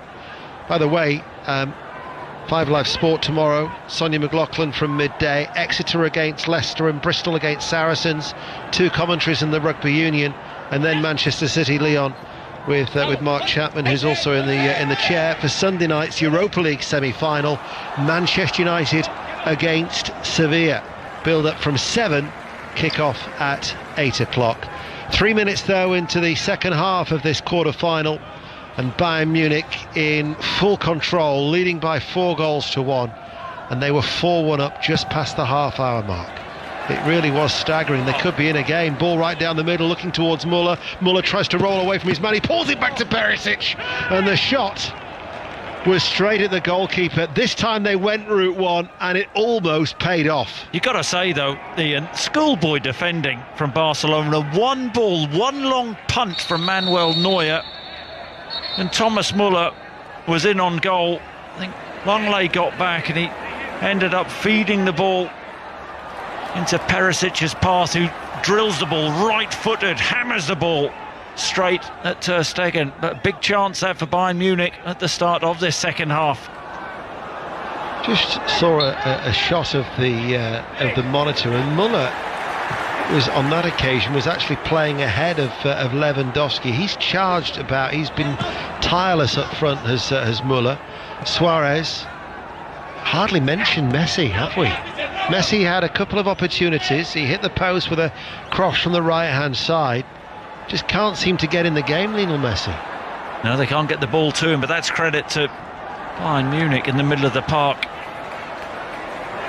Thiago and Goretzka just haven't let Barcelona play and dictate the ball. Kimmich gets caught by Griezmann. Well, twice before, Bayern Munich have played Spanish opposition on neutral venues. They've won both. Valencia in the Champions League final in Milan, and Atletico Madrid in the 1974 European Cup replay when that was played in Brussels. Here they are on neutral territory, and Bayern Munich lead by 4-1, but they're playing with such a manner, such confidence, that Goretzka once again is forward. He'd made that run forward into the penalty area, brought it down off his chest, wouldn't sit for him to get over it, and then he's put it over the crossbar, but again making those darting runs through from midfield. Really good run, intelligent run, sees the gap in the Barcelona back line, galloping Goretzka, gets it on his chest and just can't keep the volley down. Suarez goes to ground holding his face. That was against Alaba, and it's going to be shown the yellow card. Yeah, saying for persistent fouling. Defending. It's Vidal, in fact, who has gone down holding his head. Well, that was for Alphonso Davies. So who's been shown the yellow card there? Because that was a separate incident. Suarez is only now picking himself to the floor. Problem with Luis Suarez is that he's the boy who cried wolf. You never know when he's injured or not.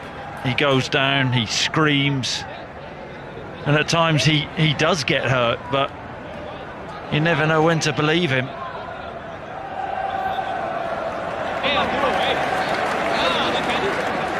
I think the confusion is that Davis is the player who's been booked. We'll bring you confirmation of that when we can. Yeah, Alphonso Davies goes into the book. He joins Boateng, who was booked just before half-time. So that's 7 minutes into the second half of that second yellow card. Damir Skamina, the Slovenian referee, still jotting it down on that little notebook of his with the pen in his right hand. As Barcelona, who trail by 4-1 in this quarter-final on BBC Radio 5 Live. Messi to take the free kick. Right-hand side. Somebody's spoken out of turn now, I think. Now the free kick can be taken. Messi kills it in a rather flat trajectory. Partially headed away, helped further cleared by Davis. Gnabry, break is on for those white shirts that are now flooding forward. Perisic is unmarked if they can see him, as the ball is carried forward by Lewandowski to the edge of the area. He's hung on to it too long, it takes a deflection. Muller back to Lewandowski, and Lewandowski strokes it in. And Bayern Munich have got a 5th goal, but the flag is up, and that will go to VAR. The celebrations are on hold. VAR, as a matter of course, will check it. But I think it came off a Barcelona defender. Muller was offside. Does it not cannon off Piqué into Muller's path, who then lays the ball back to the big Pole, who strokes the ball in to the back of the net, but the offside is given. And the goal does not stand, and Bayern Munich still lead by 4 goals to 1. It was the correct decision, wasn't it? Because Muller was offside, as you say, and then he was the provider, just to save the blushes for Barcelona. Lewandowski left ruining. Still, he can't get on the score sheet with that goal disallowed after 53 minutes. Writhing around now, and there's going to be a yellow card shown here for the challenge on Thiago, former Barcelona player. That might have been Busquets. Was it Suarez? Suarez. That's naughty from Suarez. He's getting aggravated, isn't he? You know, he's a niggly player. He's just petulant, really, from him. Things haven't gone for him. His Barcelona teammates. It's a really poor challenge. It was sly. Yeah, it's slippery. Playback underway. Bayern Munich lead Barcelona by 4 goals to 1. Goretzka under pressure from De Jong, goes back. Bayern Munich all in white, playing from left to right. Neuer in his penalty area, hits it left-footed, plenty of distance on it. Challenging in the air. Lewandowski just coming in from that left-hand side. Alaba, Boateng will tidy up. Neuer just misjudged that ball a little bit, and by the time he accelerated it, it already bypassed him, and it's run behind for a Barcelona corner. Just sloppy, wasn't it, from Boateng? Untidy when trying to tidy up, and just puts his team under a little bit of pressure. I want to give Barcelona any encouragement. Corner kick then to Barcelona from right to left. It's on the right hand side, it's an in-swinger. Perisic inside his 6-yard area, will head it away, helped further clear by the head of Muller. Frenkie de Jong plays it forward, gets it back from Lionel Messi, running back towards the halfway line. Semedo now is the last line of defence, and again, because of those white shirts, had to go further back. 10 minutes into the second half. Ter Stegen hits it right down the middle, looking for the run of Alaba, it was, who was bursting through in a central area. Davis, the left back for Bayern Munich. Jordi Alba's still trying to get back into position. Goretzka, strong running, coming forward, feeds it out. Lewandowski clips over the cross, and De Jong is aware of Perisic behind him, but Janis manages to marshal the ball behind safely for a goal kick, as Bayern Munich still lead by 4 goals to 1 on BBC Radio 5 Live. Yeah, the wrong pass from Lewandowski on the left-hand side. Thomas Muller had just drifted into a good position on the edge of the box. The ball was crossed in, no takers there, but Muller was in space. Messi, deep, centre circle of his own half. Alba forward on the left-hand side, he pulls it back. Suarez with a chance. Suarez, good footwork, and an excellent finish from Luis Suarez. Cool, clinical in front of goal, and Luis Suarez reduces the arrears and gives Barcelona hope. It's Barcelona 2, Bayern Munich 4. Yeah, just a bit of hope from Barcelona. It's a good ball out to the left-hand side from Messi. And Alba fires the ball into Suarez's path, who's 18 yards out, shapes to shoot with his right foot.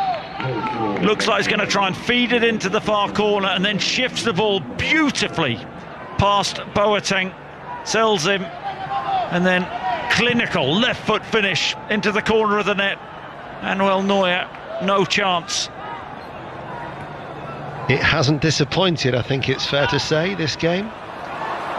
6 goals, still 33 minutes of normal time remaining. Barcelona 2, Bayern Munich 4.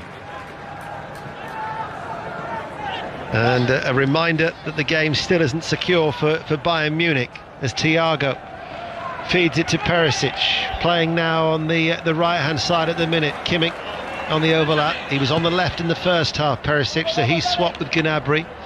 Muller. Did he accidentally catch De Jong? He quickly springs to his feet, the Dutchman. Muller, though, will go down the right-hand side. Alaba comes across, out of play, it goes for a throw. And Muller apologises to De Jong. It's an accident, wasn't it? He was in possession of the ball. De Jong put him under pressure. Accidentally trod on his foot. These things happen. I've just decided to dispense with the notes. Who needs statistics when you're watching a game like this? Just watch it and enjoy it, savour it. The only sadness in many ways, there isn't a full house of supporters to be there and to say, I was inside that stadium when. Kimmich running back. Indeed, the same could apply for commentators too. Kimmich coming forward by Suarez, hounding the Bayern Munich players. The referee, Gnabry, Kimmich was fouled.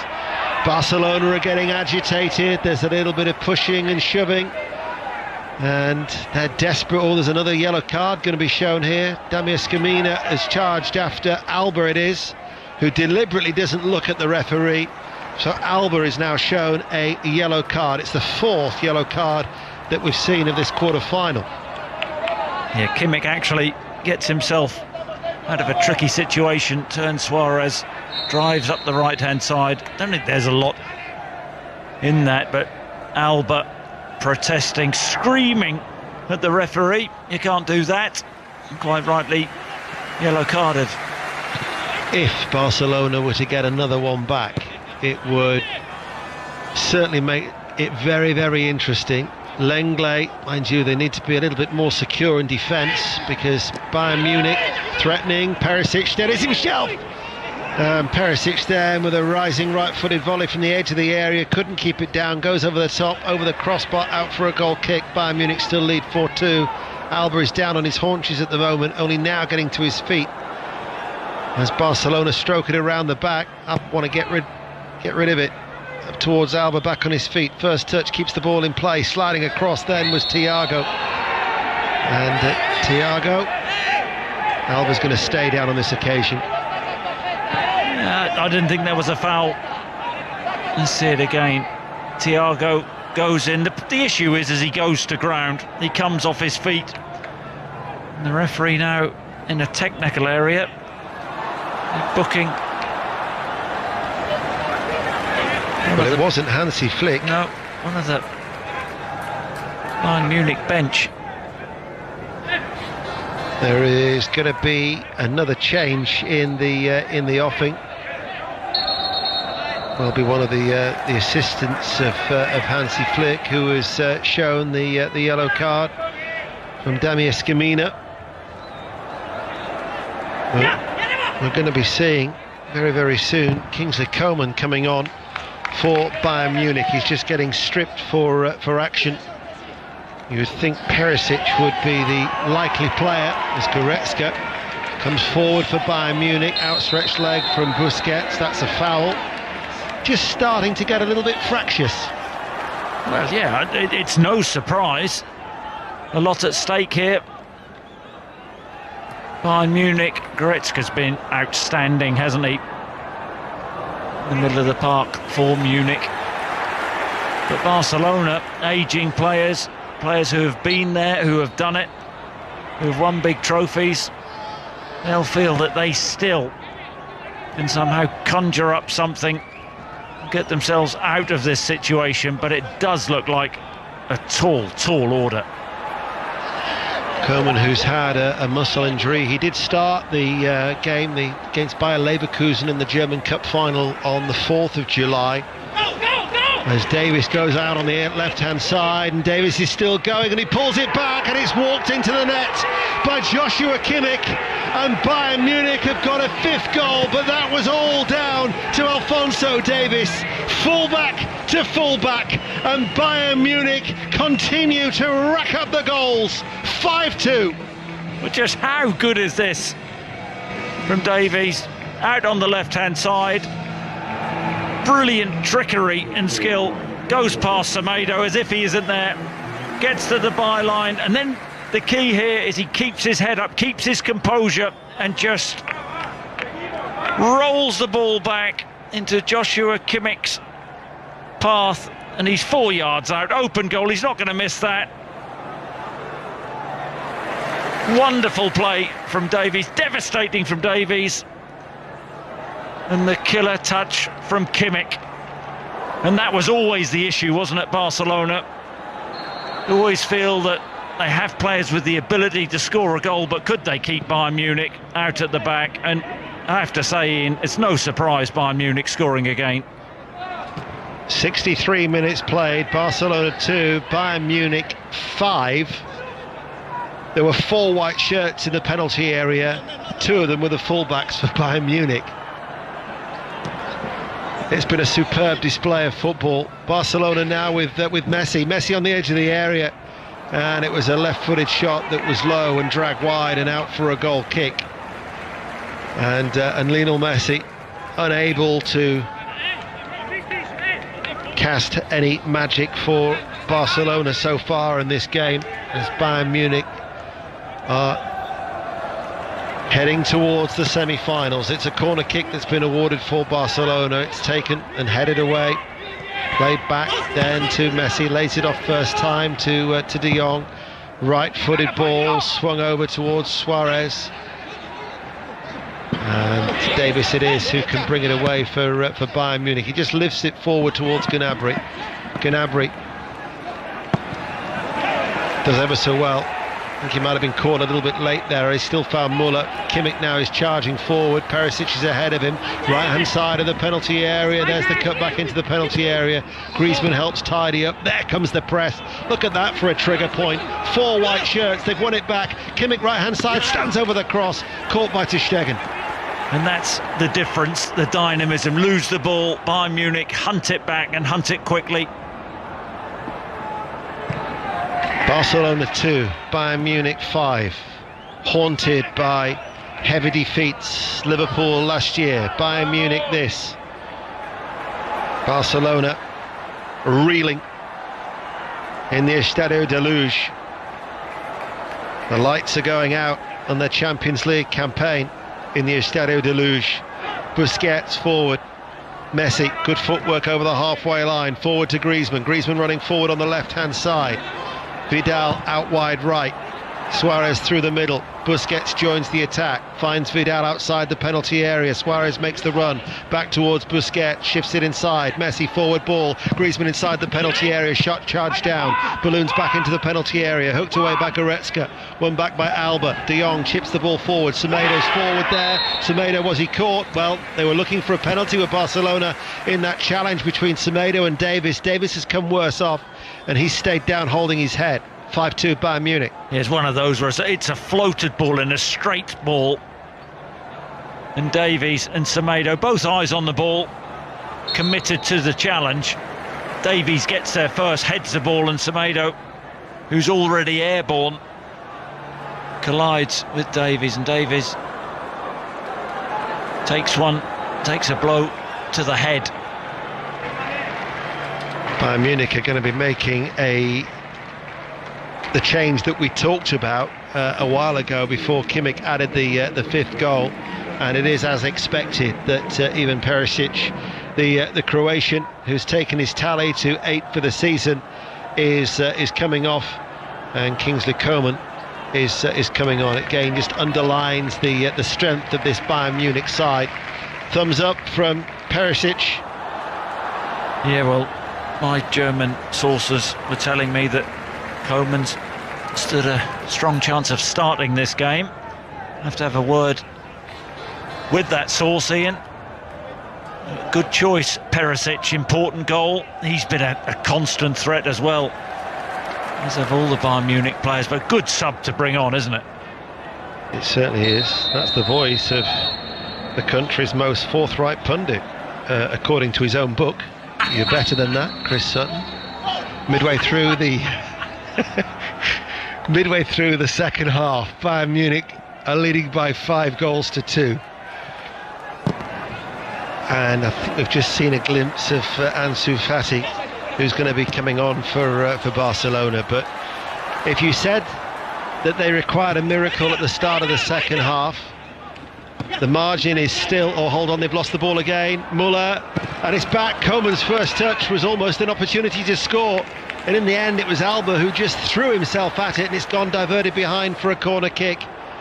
And once again, I think it's Lewandowski winning the ball back in the right back position for Barcelona, feeds the ball to Thomas Muller, who lays the ball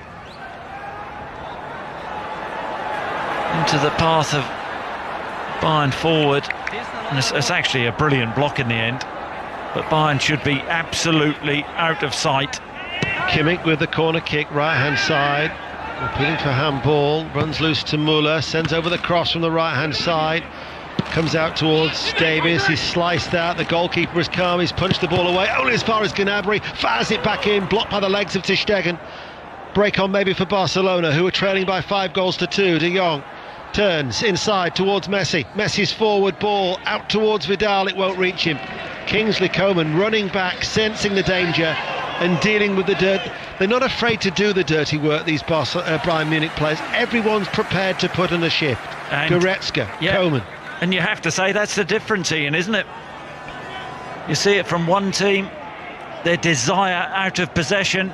You don't see it from the other team, an ageing team, the legs have gone. I think of many of the Barcelona players.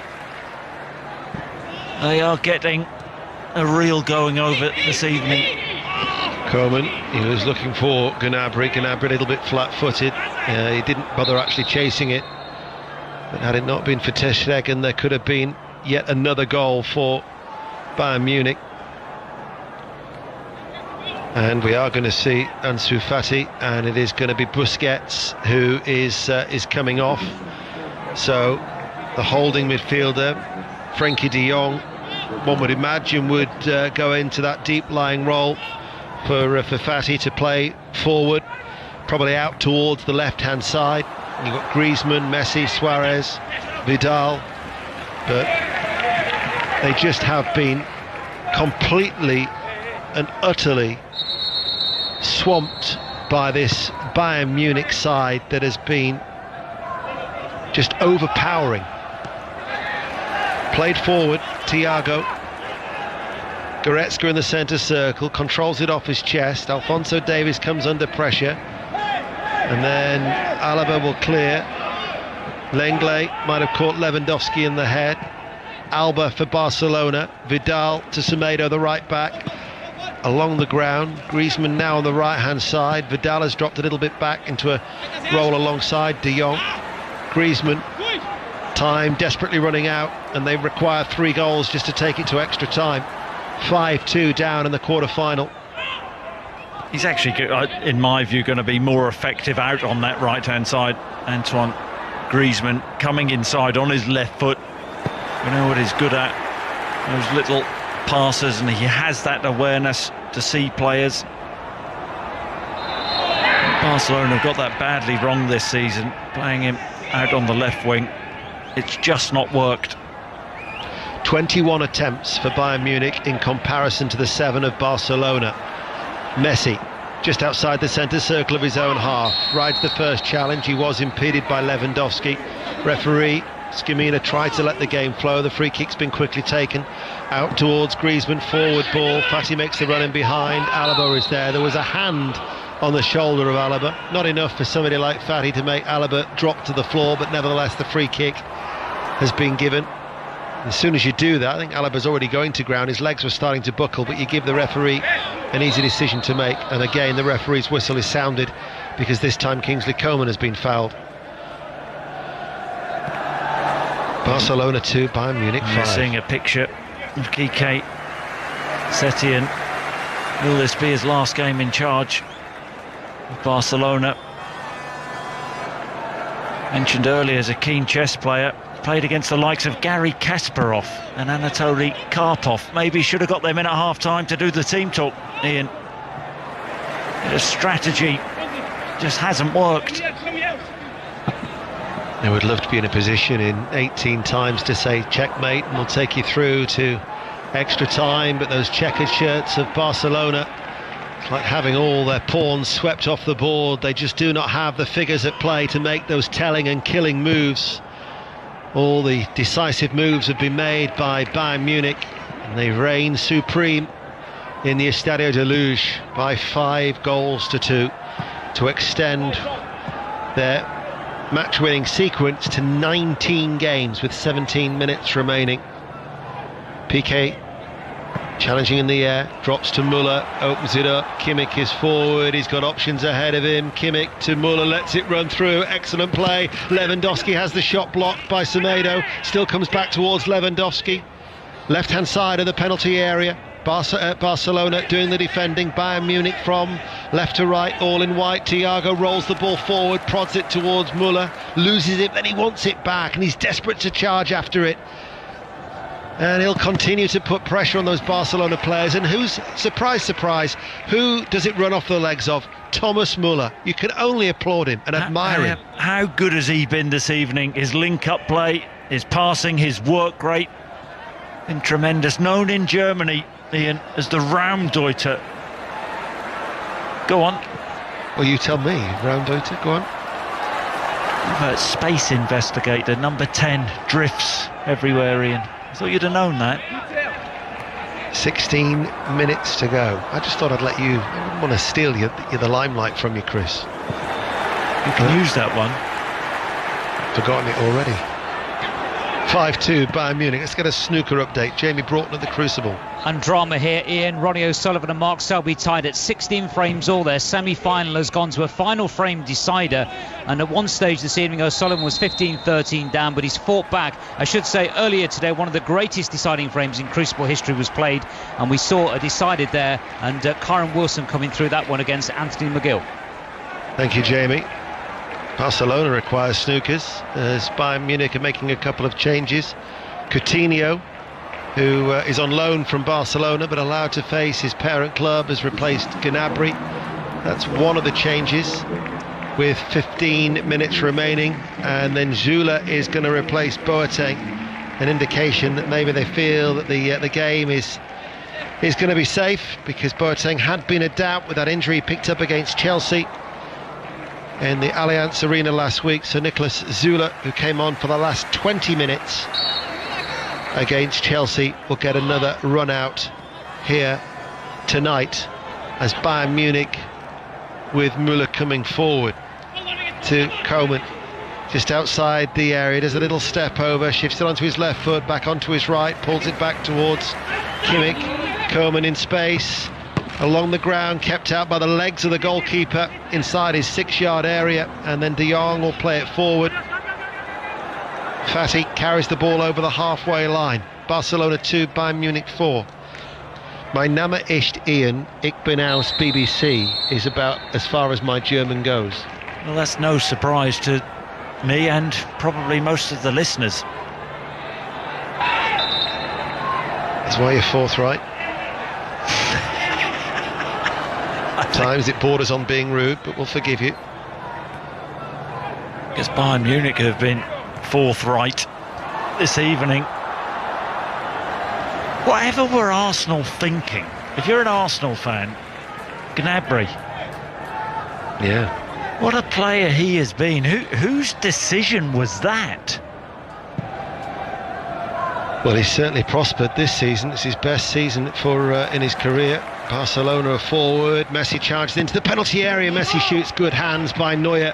Had to hold on to it, because as that came in, left-footed, just moving away a little bit towards his left-hand side. There could have been problems had he spilled it. 13 minutes remaining. Bayern still lead 5-2. You can bet your bottom dollar that Manuel Neuer is enjoying this evening. his rival, the German national team jersey, has conceded 5 goals and he's only conceded 2. Fati runs forward, left corner of the penalty area, takes it away from Goretzka, threads it through. Messi got a barge in the back there from Zula. He was looking for the free kick. Scamina, the referee, was having none of it. And here is Muller to come forward. He just lays it off. Coutinho is being held back there by Griezmann. Again, play on. Davies now will run forward and space to run into on that left-hand side. And then was he fouled by Vidal? Yes, he was. Free kick to Bayern Munich. Vidal will say, what about the free kicks earlier? With 12 minutes remaining, a wag in the... I think he thought that Messi was fouled. Well, that doesn't matter, that was earlier. It was a clear foul on Alphonso Davies. What's he moaning about? Pulls him back, get on with it. Hasn't had a good game. Bayern Munich, Coutinho, left-hand side of the penalty area, doubled up on him, Griezmann and Vidal, and wins a corner kick for a bedraggled Barcelona, Chris Sutton. Well, it's been humbling, hasn't it, for them tonight? They've been weak, they've been outplayed, outthought, outrun, outmuscled. They'll be out of the competition very, very soon.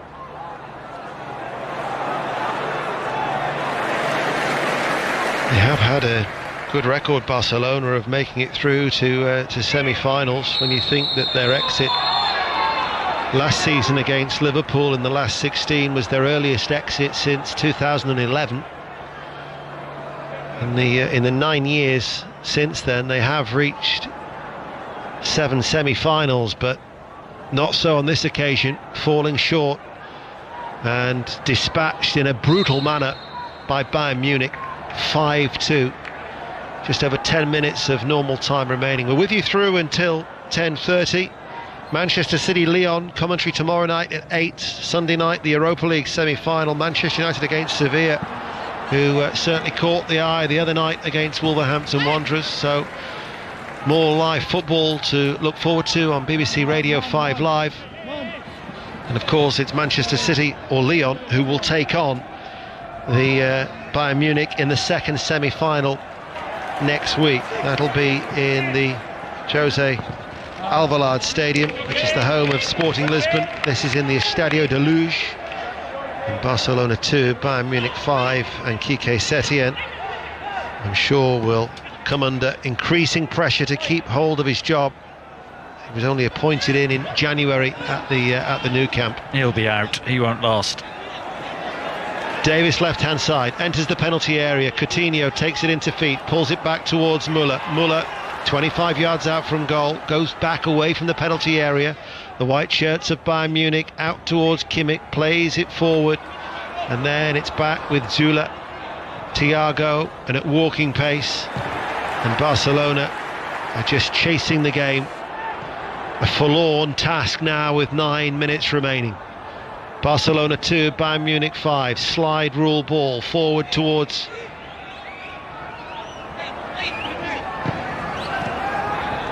Davis on that far side. Picked back up. Here is Coman, just outside the penalty area. Can he get a sight of goal? No, he can't. Back towards Kimmich. Infield. Goretzka. Diagonal ball. This is Coutinho.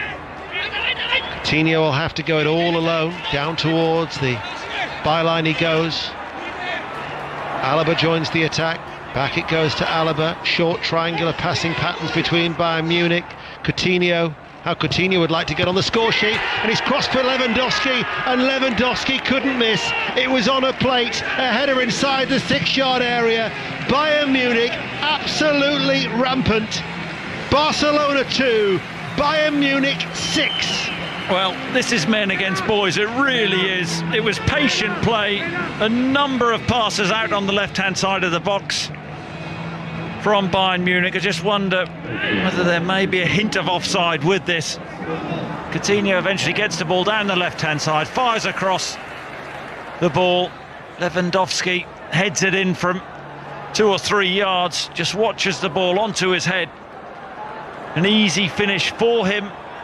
but a hint of offside, extremely close. It's going to VAR, so there will be the check, because the possibility of Lewandowski, who is hoping that it's his 54th goal of this prolific season, he might just be offside. But we're unable to get any sort of an image at the minute. They're focusing on Quique Setien, who, as you say, this humiliation. What would it be? The heaviest defeat in the Champions League for Barcelona. He's not surviving this, Ian. He's absolutely not surviving. I see earlier there was names doing the rounds, Koeman and Pochettino. You can't be humiliated like this as Barcelona manager. And that's what this is, an absolute humiliation. They have been second best. Not given any image whatsoever of whether it's onside, so it might just say VAR goal check, but you're operating... I mean, if it's that close, just give it to them anyway. The goal stands, and Bayern Munich are leading by 6 goals to 2. Or does it? Check is over.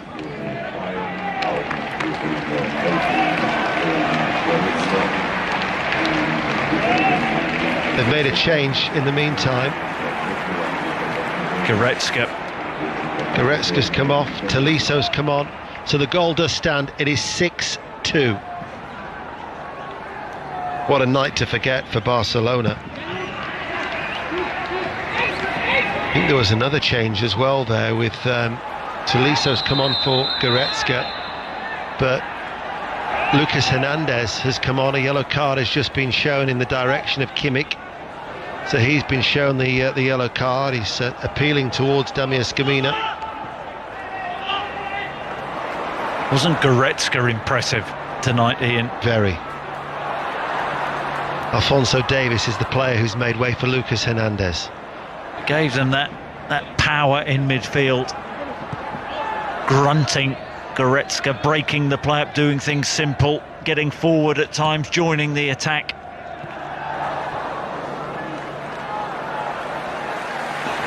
So Hernandez for Davies.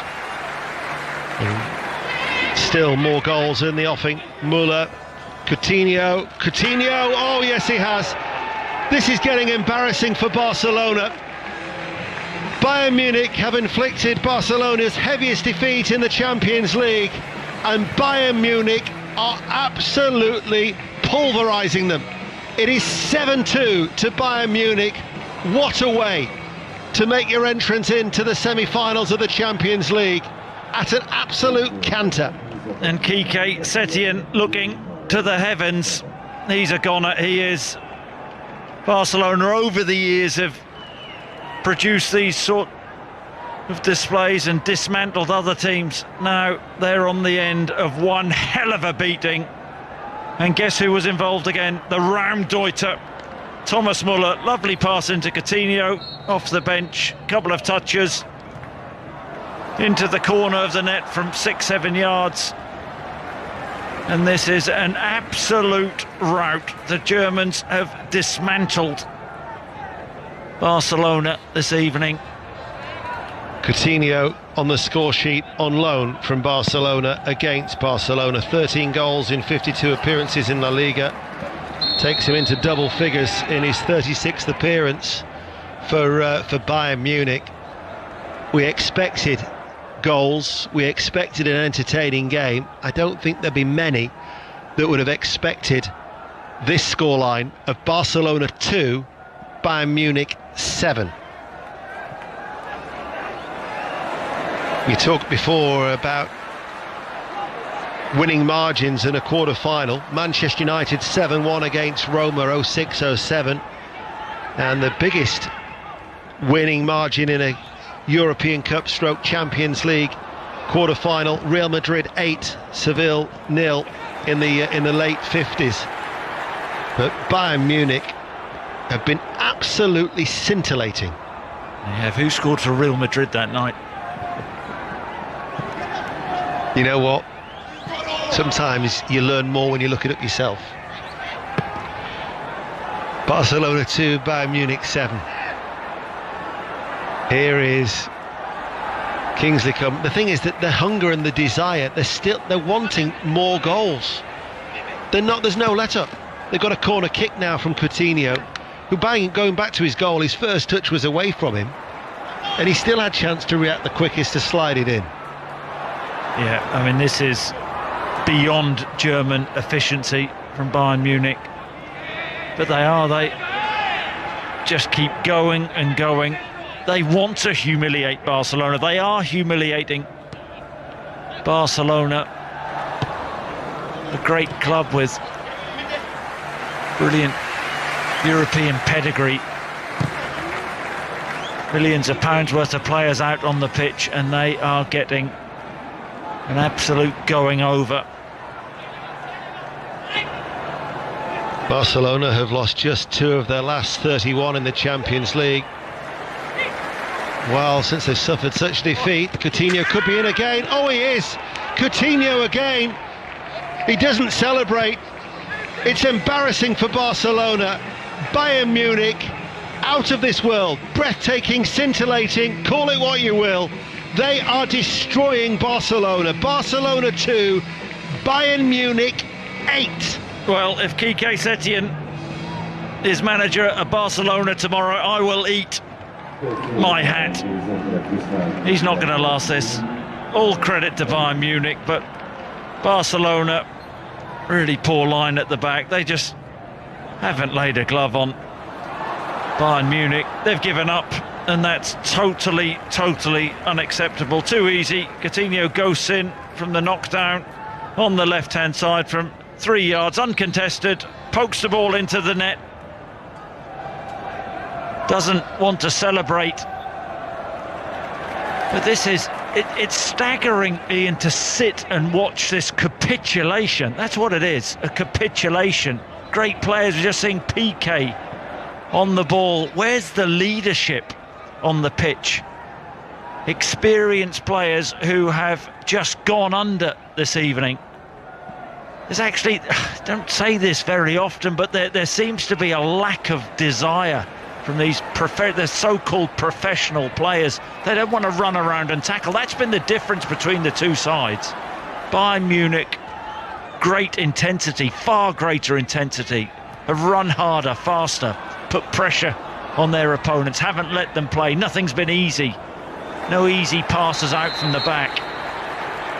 In Barcelona, whether it's a lack of respect for the coach, I don't know, but something isn't right here. Something stinks from Barcelona's point of view, and things will change, no doubt about that. Quique Setien needs to get in his car and go home.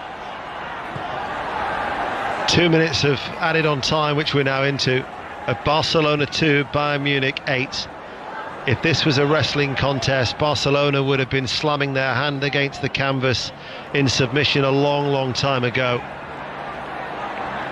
I said before that the only sadness is that there's no supporters in there to watch it.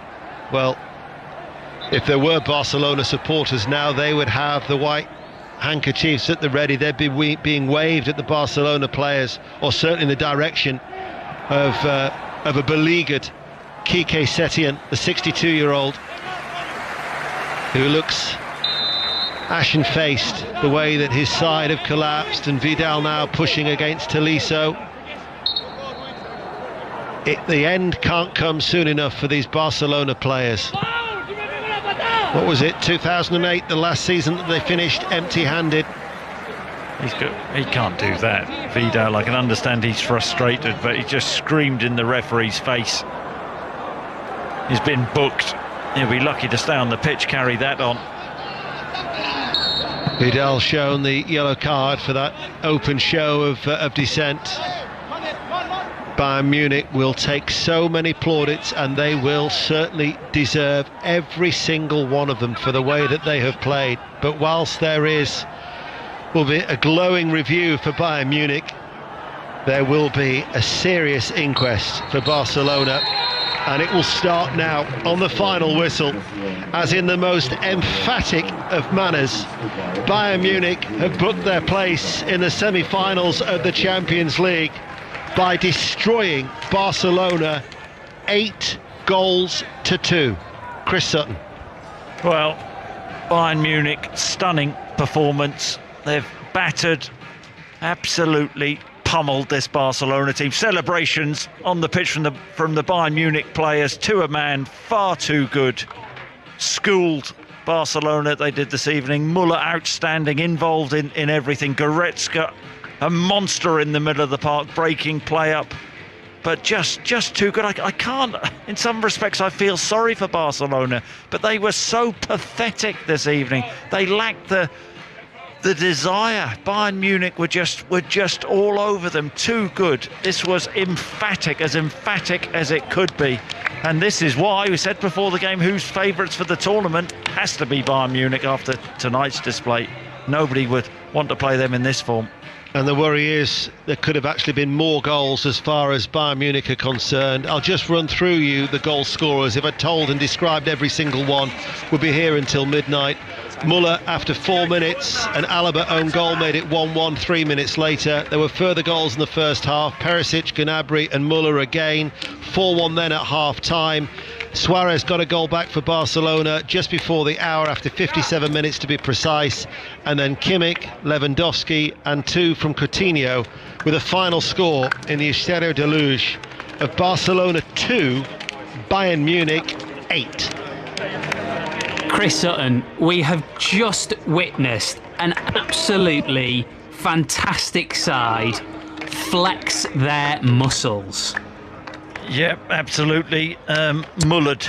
That's what Barcelona were by this Bayern Munich side. They played with authority, they played with pace, they played with athleticism. They were clever, they had the greater desire. It was a stunning display. One of the best ever European displays I've seen. There was a feeling before this game that this might happen. Not the scoreline 8-2, but that Bayern Munich may just be too powerful for this Barcelona team, who have been feeble by their standards this season, and that's how it panned out. But we couldn't. Who could have predicted 8-2, 8 goals against Barcelona? I don't know whether it's ever happened before. Ian can tell you whether Barcelona have ever conceded 8 goals before. But when you look at the players on the pitch for them, Piqué, Messi, Suarez, Vidal, Frankie de Jong, big things expected of him. That was embarrassing from them. They were absolutely mauled this evening by the brilliant German team. Ian, I was just looking during the second half at some of Bayern's worst defeats, and you know how it goes these days. There are websites which sort of list the 3 worst days in Barcelona's history and this kind of thing. They're all 4-0s, 3-0s. Nothing like what we've just seen. No, I mean in terms of Europe, the heaviest defeat in the Champions League was 4-0. That was at home to Dynamo Kiev, and of course matched by Liverpool in the semi-final last year. And for Bayern Munich, well, you're only 2 goals away from matching their 10 for their record win against Famagusta in 1983, and this is against more illustrious opposition. This is a scoreline that will certainly. It will send not necessarily shockwaves, but it will make everybody sit up and take notice of this free-scoring, ruthless, well-drilled, mighty machine that is just absolutely flying with an intensity that, you know, has just blown Barcelona away. Sit up and take notice? Are you serious, Ian? I mean, you'd be petrified of facing this Bayern Munich team now, wouldn't you? Yes, you would. Yes, that very much so. Sit up and take notice. Blimey. Well, I tell you what, we're going to bring in Guillaume Balaguer shortly. I would imagine he can't sit up. He's probably on the floor at the moment, having seen that. So we'll give him a couple of minutes to recover. And actually, speaking of recovery, Chris, you look at that game after the Alaba bizarre own goal. Bayern Munich just looked a little bit shaky for a couple of minutes, whereas Barcelona, when the second went in, they were just punch drunk. Yeah, I mean, it was strange, wasn't it? Because when Alaba scored the own goal, he actually smiled, didn't he? He did, yeah. And you think, did he know something at that stage? You're thinking, is he mad? What on earth is he doing smiling like that? You know, Barcelona have just got level as dreadful defending, and yet he smiled. He must have known. He must have known that the Bayern Munich team were going to run away from it, out-muscle them, out-fight them, outplay them, and that's the way it panned out. I've got to say that I'm shocked. I'm sitting here stunned in many respects from just how gutless Barcelona were at the end. They just stopped running. That is totally unacceptable. Well, I think we can hear somebody being interviewed in the background. I think that's Gerard Piqué from the sound of the voice, who probably doesn't want to do any talking at the moment. Ian, what a great story it would be if Hansi Flick, this guy who's not had a job, a number one's job for 14 years, were to do what Ancelotti couldn't do, were to do what Pep Guardiola couldn't do. Yeah, and take Bayern Munich to a Champions League success. I mean, we heard from him the other night, didn't we, ahead of the Chelsea game, and I think it was Jerome Boateng that was saying that he's brought the fun back, he's brought the joy back. Well, playing football like that, you can certainly see why. It would be a great story. He galvanised Bayern Munich when he took over in November. There was a lot of talk that he wasn't going to get the job, but because of the way that they've played, you know, the record since then is just absolutely, it's frightening for Bayern Munich. You know, 28 matches unbeaten, they've won 27 of them, that's since early December. 19 match winning sequence, new German record, rattling in goals for fun, and the players appear to be enjoying every moment for Hansi Flick. So I hope from a neutral's point of view that a Manchester City Bayern Munich semi-final, in many ways I would hope that would be the final, from a neutral, my own personal point of view. But if it is Manchester City to beat Lyon, I know it can't be. I just said that. So I would really look forward to Pep Guardiola coming up against Bayern Munich, just to see the two sides and how they press and how they go against each other with the intensity that both teams have got. That's not being disparaging to Lyon.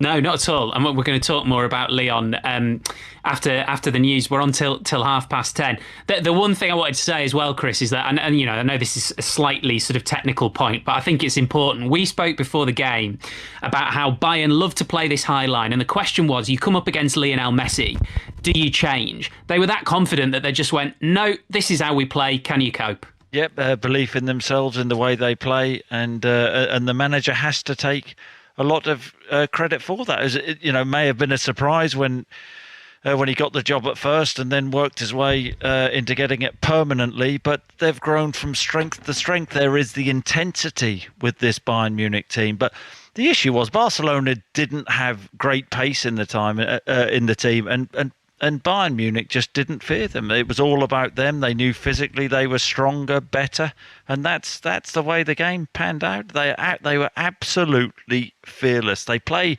with an arrogance, but arrogance is a good thing in many ways. And they have everything, this team. They have pace, they have power, they have poise, they have panache. They have everything within the team, and they're going to take some stopping. We'll have much more with Ian Dennis and Chris Sutton. Sorry. No, I liked it. It was good. There were enough. Yeah, there were enough there for me. Pain. Your pain. Right, you two go settle your differences. You'll be back after the news. Guillaume Balaguer will join us if he's sort of feeling healthy enough, having witnessed that incredible result. Bayern Munich 8. Barcelona 2. I mean, it's a huge story. It isn't the only story in town tonight. Rugby Union came back tonight after more than 150 days away. It finished Harlequins 16, Sale 10. England women's rugby player Natasha Hunt was watching. Natasha? Hiya.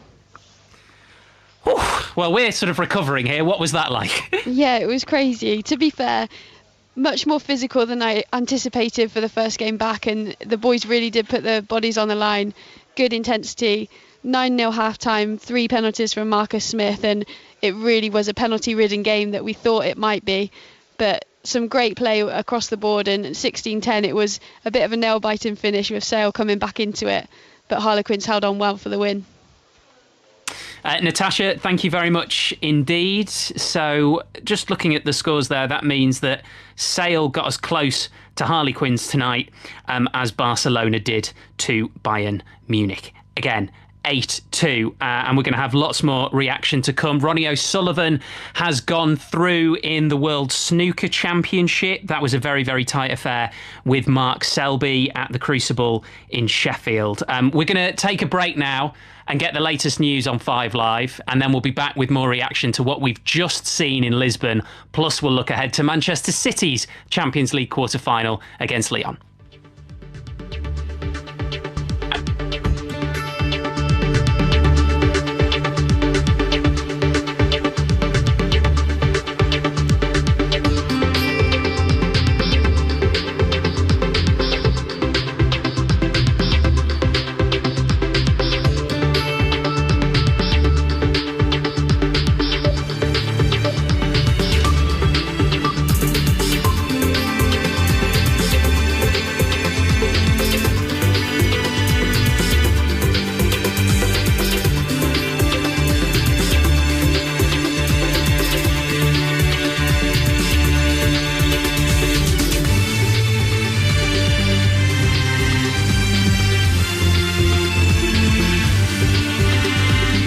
Digital, BBC Sounds, smart speaker and online.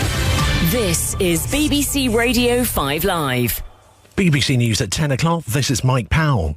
British holidaymakers have just 6 hours to get back to the UK if they want to avoid quarantine measures placed on a number of countries yesterday, including France and the Netherlands. They were imposed because infection rates in those places had exceeded 20 cases per 100,000 people over 7 days. Aurelia is one of those rushing to return. I think, it's not as if England had no case. I think we're all a bit in the same boat. If we had hardly any cases, I would understand why you would want to protect the country. But I think it's all a bit... we're all in the same boat. The Mayor of Greater Manchester, Labour's Andy Burnham, says he's considering a legal challenge against the exam regulator Ofqual after 40% of awarded A-level grades were lower than teachers' predictions. In a post on Twitter, he said it was clear that the system used was inherently biased against larger educational institutions. These students from Solihull Sixth Form College agree. Scholarship would have helped a lot more. It would have taken quite a lot of stress off. I wouldn't have had to pay out of my own pocket for university. Because the 2 Bs that I'd attained in my mock exam, I'd got A's in both of them.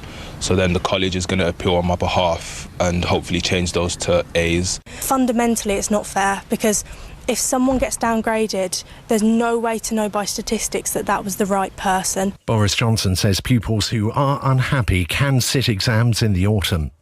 A 17-year-old boy who murdered a teaching assistant and then used a wheelie bin to dump her body has been jailed for a minimum of 16 years. Rocky Marciano Price attacked 47-year-old Lindsay Burbeck in woods close to her home in Accrington in Lancashire last August. The United States says it's taken control of 4 fuel shipments from Iran to Venezuela. The Justice Department said it was the largest seizure of Iranian oil ever made by the US authorities. Our Middle East analyst, Sebastian Usher, has the details. A US district judge issued a warrant for the seizure of the oil cargo from the 4 vessels after the US filed a lawsuit last month. The move is in line with sanctions that the US has imposed on Iran and Venezuela in order to deprive both countries of their main source of revenue. The US Justice Department said that following the seizure, Iran's Navy made an unsuccessful bid to board an unrelated ship in what the Justice Department called an apparent attempt to recover the seized petroleum. A D-Day veteran who parachuted into France in 1944 has died a year after repeating his feat to mark the 75th anniversary of the Normandy landings. John Hutton was 19 when he served in the 13th Lancashire Parachute Battalion. The MOD said his courage and spirit must never be forgotten. The weather, scattered thunderstorms across the south, elsewhere largely dry. BBC News at 3 minutes past 10. 5 Live Sports Extra. After tests against West Indies and one day Suarez against Ireland. England are ready to take on Pakistan in 3 test matches. England need 4. Shaheen Afridi runs in, bowls to Wokes, who's on 80. And catch it, they shout, it's gone for 4. It is an edge. And England have won by 3 wickets. And you can hear every ball, every wicket and every boundary with the Test Match Special Team. England versus Pakistan. The second test from the Ageas Bowl continues tomorrow from 10:15 on 5 Live Sports Extra. This is 5 Live Sport with Steve Crossman. Good evening, welcome back to 5 Live Sport. We'll look ahead to Manchester City against Lyon in the quarterfinals of the Champions League shortly, but we've got to give you more on what we've just witnessed in Lisbon, because the winners of that City-Lyon game will play Bayern Munich in the semi-finals quite emphatically after they beat Barcelona 8-2. So we've got our commentary team, Chris Sutton and Ian Dennis, and we're bringing Guillaume Balaguer in as well. Guillaume, what just happened? What just happened? It's the consequence of many years of decay and nobody having, I'm going to say, the balls to actually act, to actually say, right, some of these players are not needed anymore. Somebody actually saying, no, we're not going to renew your contract. We're actually going to renew the side. No, this is not the manager that we need. Nobody has been intelligent enough to actually identify what was happening. But go back, when was the last time that Barcelona won the Champions League? Is it 2014? Well, there were 6 players that played in the final that were actually on the pitch today, starting this game. 6 players, right? In that period, Bayern Munich has changed, has gone from Lam, Xabi Alonso, Ribéry, Robben, and we've seen the consequences. Good decisions, transition that took a while, but there they are. But Barcelona, they're still playing with the same players. Look what Piqué has said at the end of the game. It's a shame. It's an awful feeling. You cannot go to Europe like this. The club needs changes. I'm not only talking about the coach or the players. He's actually asking for somebody, for the board to move. And he says, I offer myself, if they need new blood, and I'll be the first one leaving. Today, it's been the worst it's ever been. And of course he has. But I think everybody is to blame. Players as well. The least to blame, you know who? Quique Setién, who from the moment when he arrived in January, walks into the changing room and realizes that he can do nothing. Nothing he can do. Because every time he tries something, he gets humiliated by the players. So then what do you do? Okay, we'll give the team to the ones who think it belongs to the old players, to the veterans. Veterans who have shown today that they are not fit to play for Barcelona. So now who's going to take the decision? Because there's no fans making enough noise, actually, to get rid of the board, which should be the first thing that happens. And the board don't want to move because they want to sort out their finances, so they don't have to pay from their own pocket for having been at Barcelona. There'll be 1 year before there are elections, we think, unless the pressure of this result changes matters. But at least you would think there'll be a new manager, and that new manager could be Pochettino, available in Barcelona, somebody who understands the side, somebody that Bartomeu has already spoken to. It could be the next step. They're friends, by the way, Bartomeu and Pochettino. But beyond all that, this is a team that needs changing. They lost against PSG. 2014 was the last time they won. 2017, they lost against PSG 4-0. 18, 3-0 against Roma. 19, 4-0 against Liverpool. Is nobody watching what Barcelona have been doing? And I'm an Espanyol fan. I'm this upset as well. Do you know what? I was literally going to say that. You're angry and you're not even a Barcelona fan.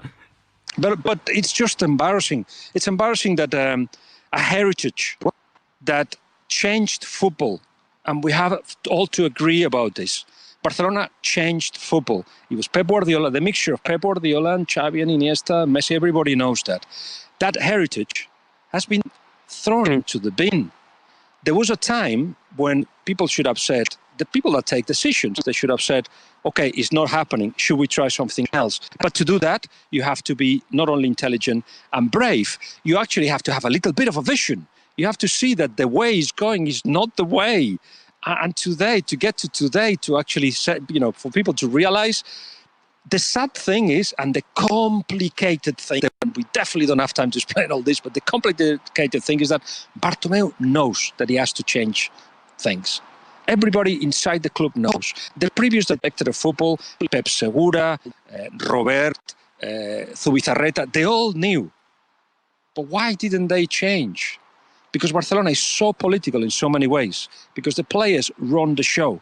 And nobody has been, again, brave enough to say to the players, sorry, no, we're going to go a different way.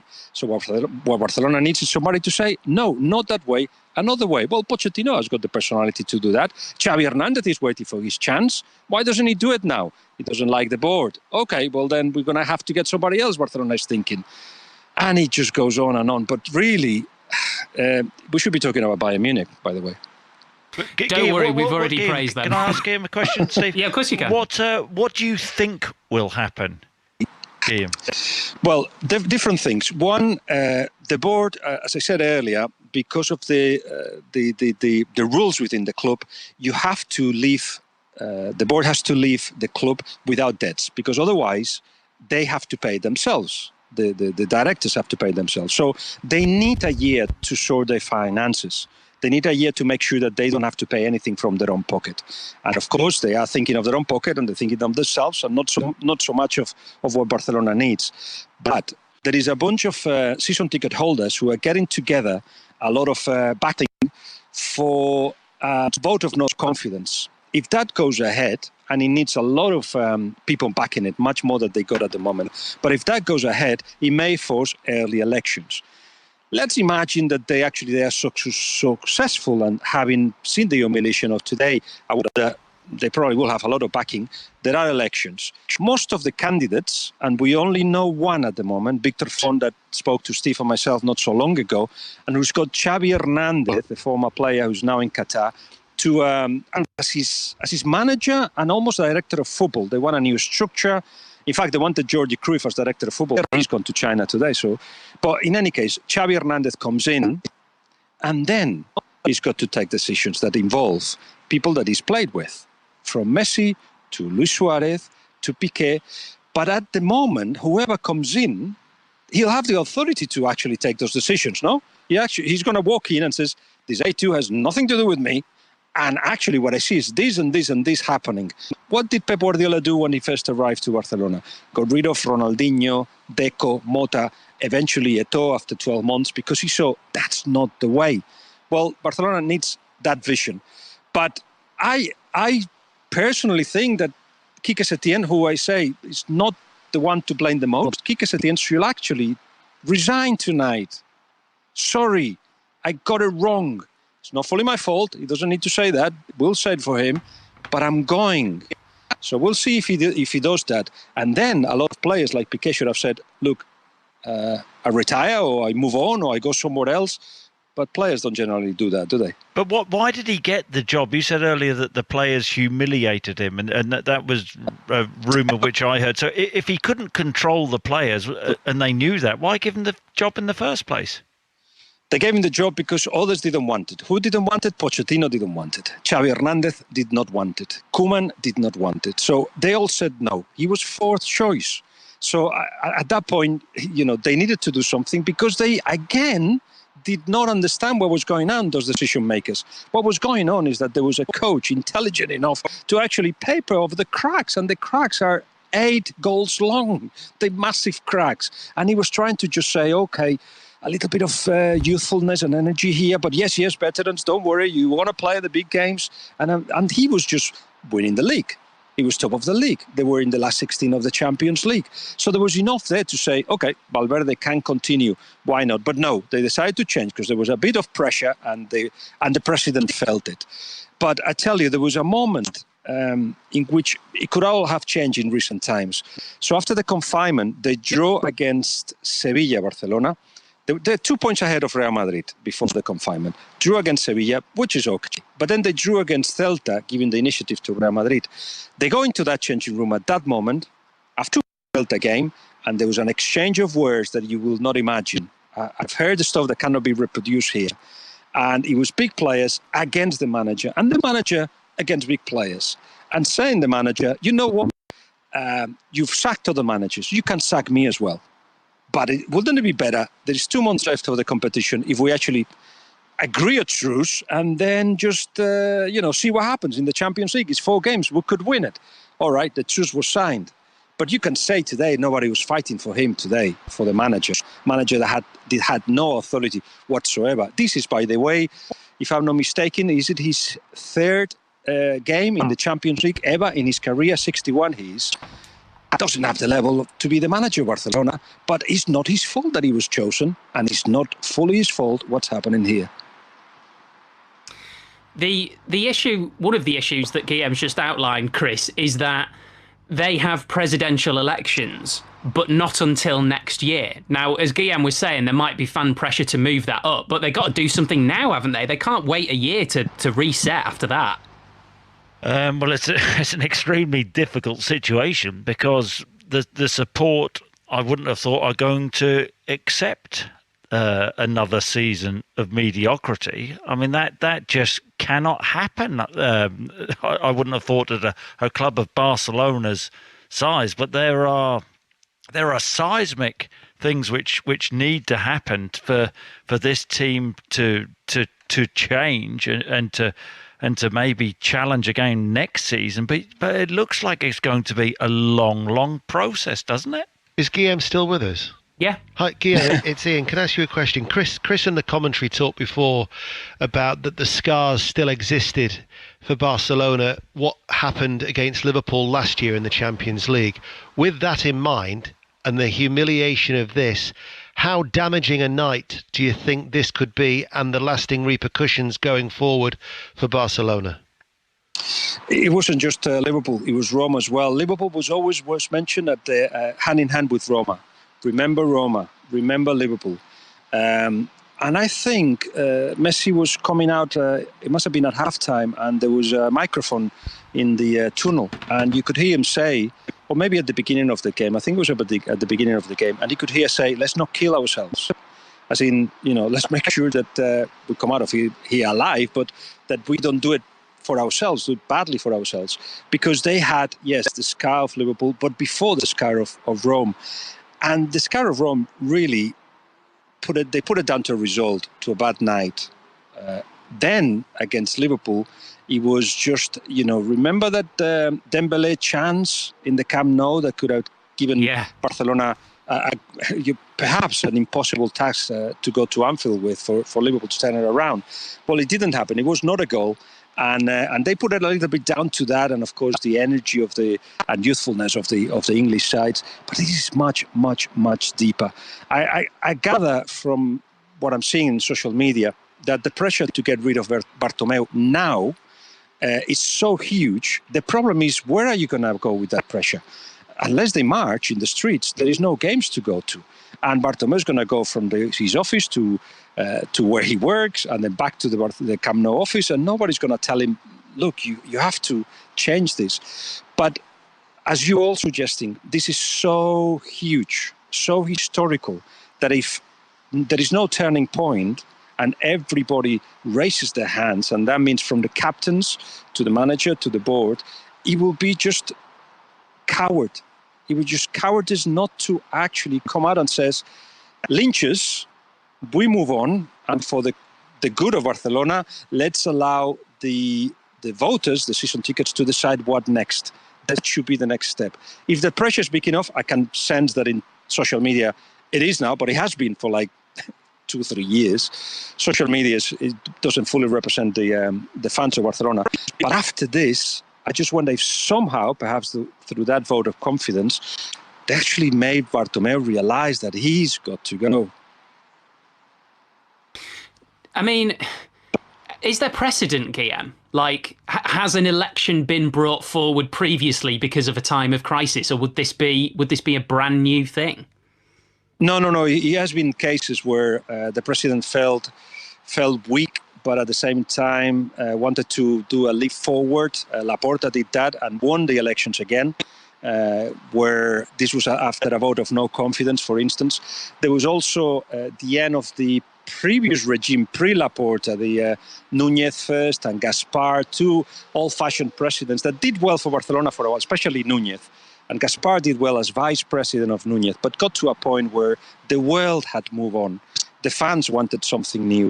And then with the promise of Beckham arriving to the Camp Nou, Laporta managed to convince the fans that he was the man, him and Rossell, to actually take Barcelona forward. And they did that, no doubt about that. Then they got divided, they became enemies, and again, elections were forced, that one with the vote of no confidence. But Laporta reacted well and had a few more years in charge.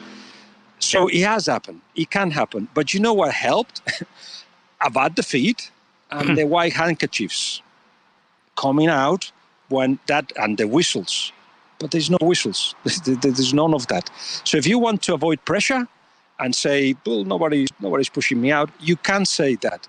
But again, it will be very coward to say that, because quite clearly, and Piqué has said it now he's a captain saying it as well, a change has to be made. And he's not talking, he says, about players or about the manager. Wow. Just before we let you go, Guillem, you know Pep Guardiola well. Will this change anything in terms of the external pressure to win the Champions League? Because I know from talking to you before that you don't think there is much internal pressure, do you?